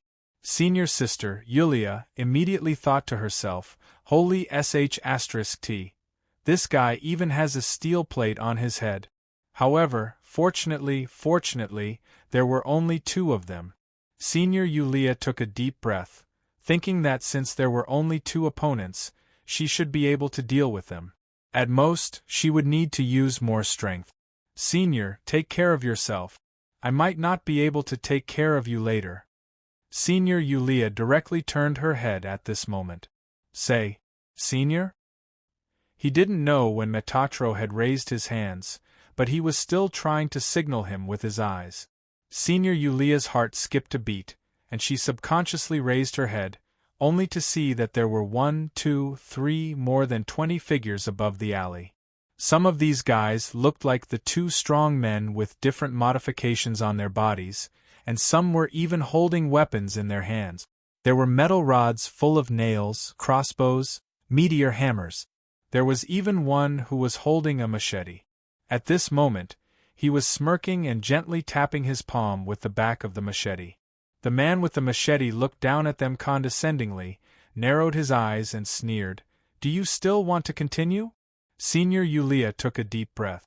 Then, her eyes narrowed and she instantly jumped up. The man with the machete frowned and was about to swing his machete. Senior Yulia directly dropped to her knees and said, "Sorry, I was wrong, I surrender." The man with the machete secretly wiped the cold sweat off his forehead. Then, he heaved a sigh of relief and said in a deep voice, "Take them away. 3 women and 1 child, they should be worth a lot of money." Yes. Chapter 2280. In a dirty dungeon, there was a group of young people who looked miserable. Most of them were young girls, and some of them were young boys. Metatro, senior sister Yulia, and the others were now in such an environment. They were captured by a group of bandits. After entering a certain area of the ruined city, they were sent to this place. This place probably wasn't the base of the bandits, since there was a handover process. After the bandits had obtained some wealth from the person in charge of the dungeon, they left immediately. What a bad start! Yulia held the lock of the dungeon's iron door with both hands for a long time before shaking her head. This gave Madanzo a signal. In this place, she couldn't even use star creation. There was no light in the dungeon, and they could only maintain their sense of time by putting food into the dungeon at a fixed time every day. K.R. Lily woke up the night she entered the dungeon. After Yulia explained the situation to K.R. Lily, this maid of Rose Mansion didn't get too excited. She just curled up in a corner and didn't talk to anyone. However, Yulia was good at communicating with people. There were a lot of people who were captured in the dungeon, and they were good people to communicate with. From the mouths of these people, senior sister, Yulia, and the others quickly grasped some information about this place. The place they were in used to be the safest, most prosperous, and most stable place in the human world, a God-blessed city.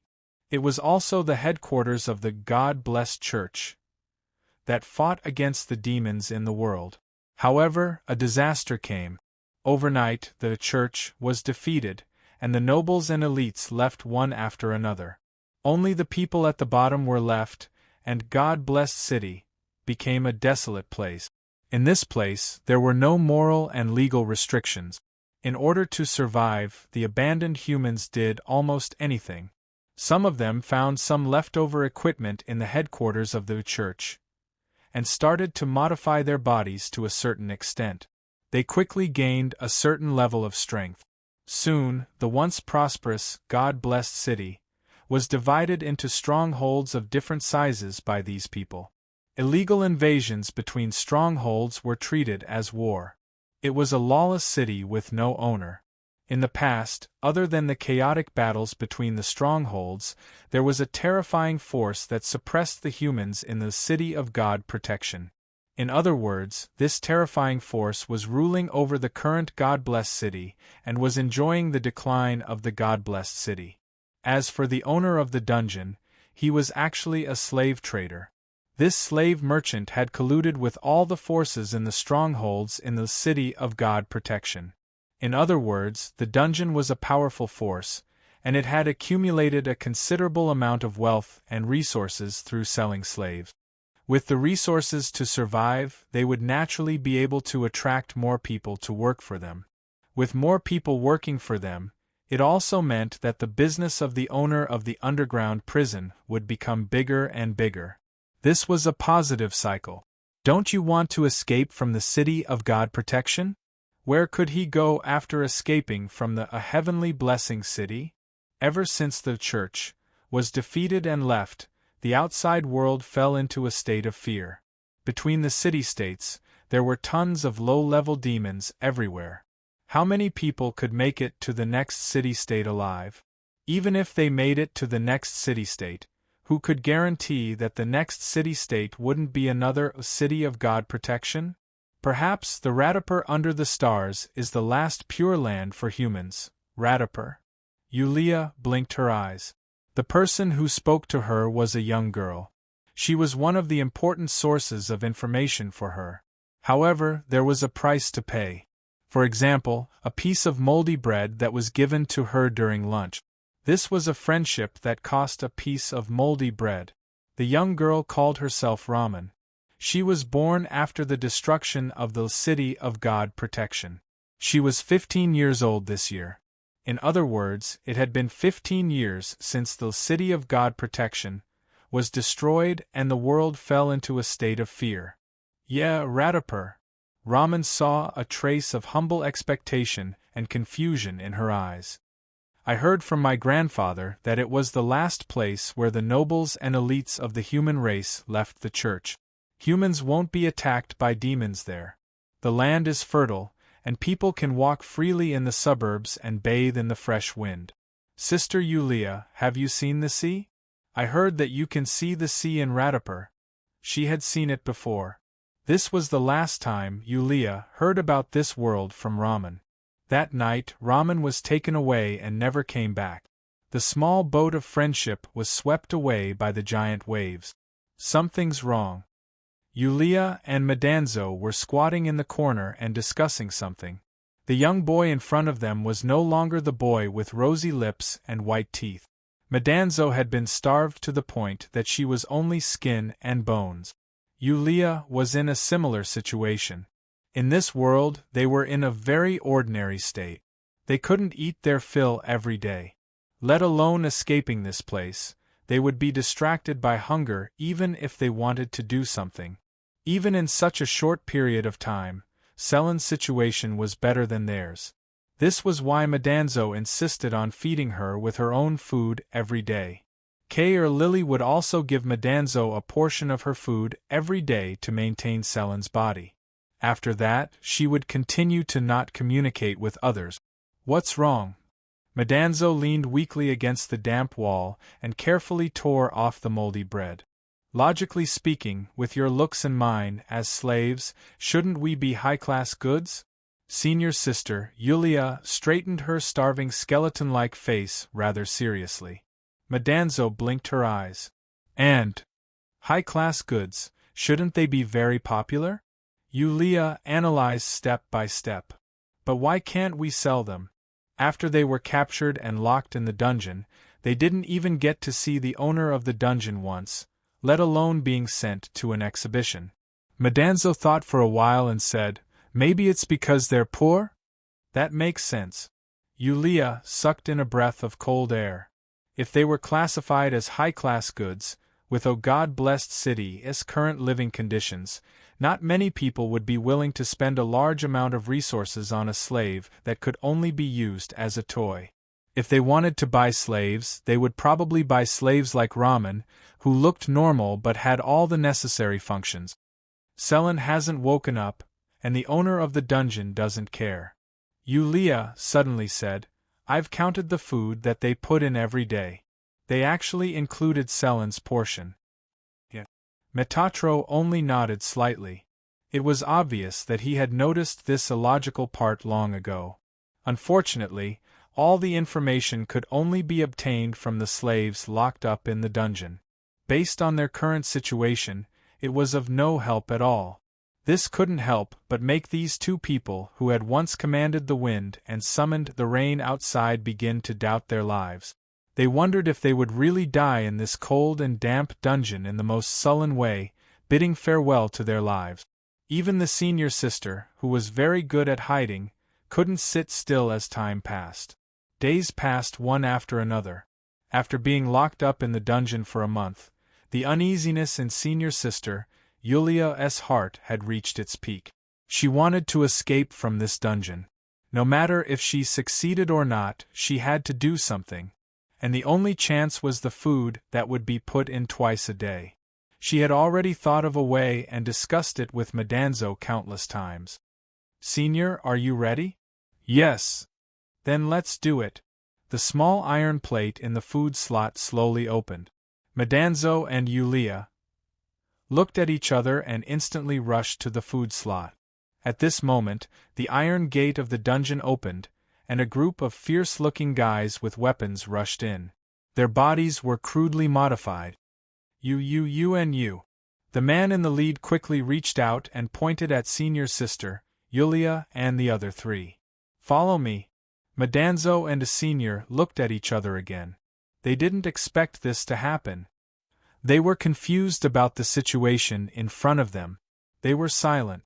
In a luxurious living room, they were sitting in front of a luxurious long dining table. Although the food in front of them wasn't the best they had ever eaten, it was obviously worth a lot of lives in a place like the City of God Blessing. In the living room, there was no one except for the four of them. There wasn't even a guard. It seemed like the owner of this place wasn't afraid that they would take the opportunity to escape. So, what's going on? Yulia couldn't help but frown. Madanzo shook her head and picked up a bowl of mushroom soup. She carefully fed it to Celia.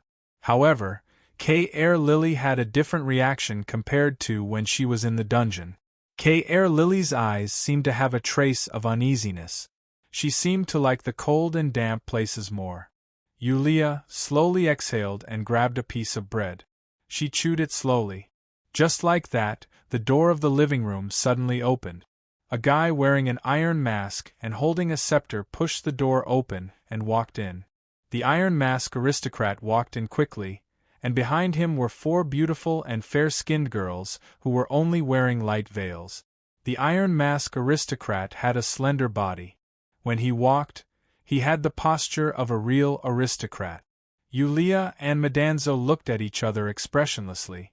The Iron Mask aristocrat walked to the host's table. He bowed to everyone and said in a low and hoarse voice, "I'm Alan, the owner of the dungeon in the City of God Blessed. Everyone, are you satisfied with tonight's dinner? It was indeed night outside. The city of God blessed was dark, but there was only one place that was illuminated. It was the religious community in the center of the city of God blessed. Yulia secretly glanced at Madanzo and then said with a bitter smile, "Let's not talk about whether we are satisfied or not. So, is this the last dinner?" The owner of the dungeon, who called himself Alan, shook his head and said, "This won't be the last dinner. If you are willing, this will be your first sumptuous dinner. From now on, you will enjoy more, much more." Yulia froze. Was there some idiot with a lot of money who bought the four of them? Of course, it's not without conditions. The owner of the dungeon chuckled and said, "You have to pass some kind of selection. Only when you meet the conditions can you live a good life." Yulia frowned and said subconsciously, "Sir, what can we do for you?" The owner of the dungeon walked to the window of the living room and pulled open the huge curtain. He pointed at the only place that was illuminated in the city of God blessed. "Do you see that place? The castle of the ruler of the city of God blessed." Madanzo hesitated and said, "What about it?" The owner of the dungeon casually glanced at the young man and continued to chuckle. "Do you know who the ruler is?" They shook their heads. The owner of the dungeon said, "He is a real aristocrat, a noble among the upper-level vampires. As long as you can satisfy this true noble, you will be able to live in the castle that will be brightly lit even in the dark of the night. Warm clothes, sweet honey, and a soft bed." Yulia smiled bitterly. "What a beautiful future. I'm afraid it's not easy to get this kind of future, right?" "Of course." The owner of the dungeon nodded and said, "You have to go through some selection. Do you know why I haven't contacted you since I bought you from the refugees?" Madanzo and Yulia looked at each other. "To observe?" Yulia asked tentatively. "To observe us?" The owner of the dungeon nodded. "That's right, to observe. Actually, I've been observing you since the first day I bought you. You don't have the numbness and despair of the residents of the city of God blessed. You're different, so I've been observing you for more than a month until I felt like you couldn't hold on anymore and wanted to leave this place." The senior smiled bitterly. "This is probably like hunting geese all day long and then being eaten by the geese." End of this chapter.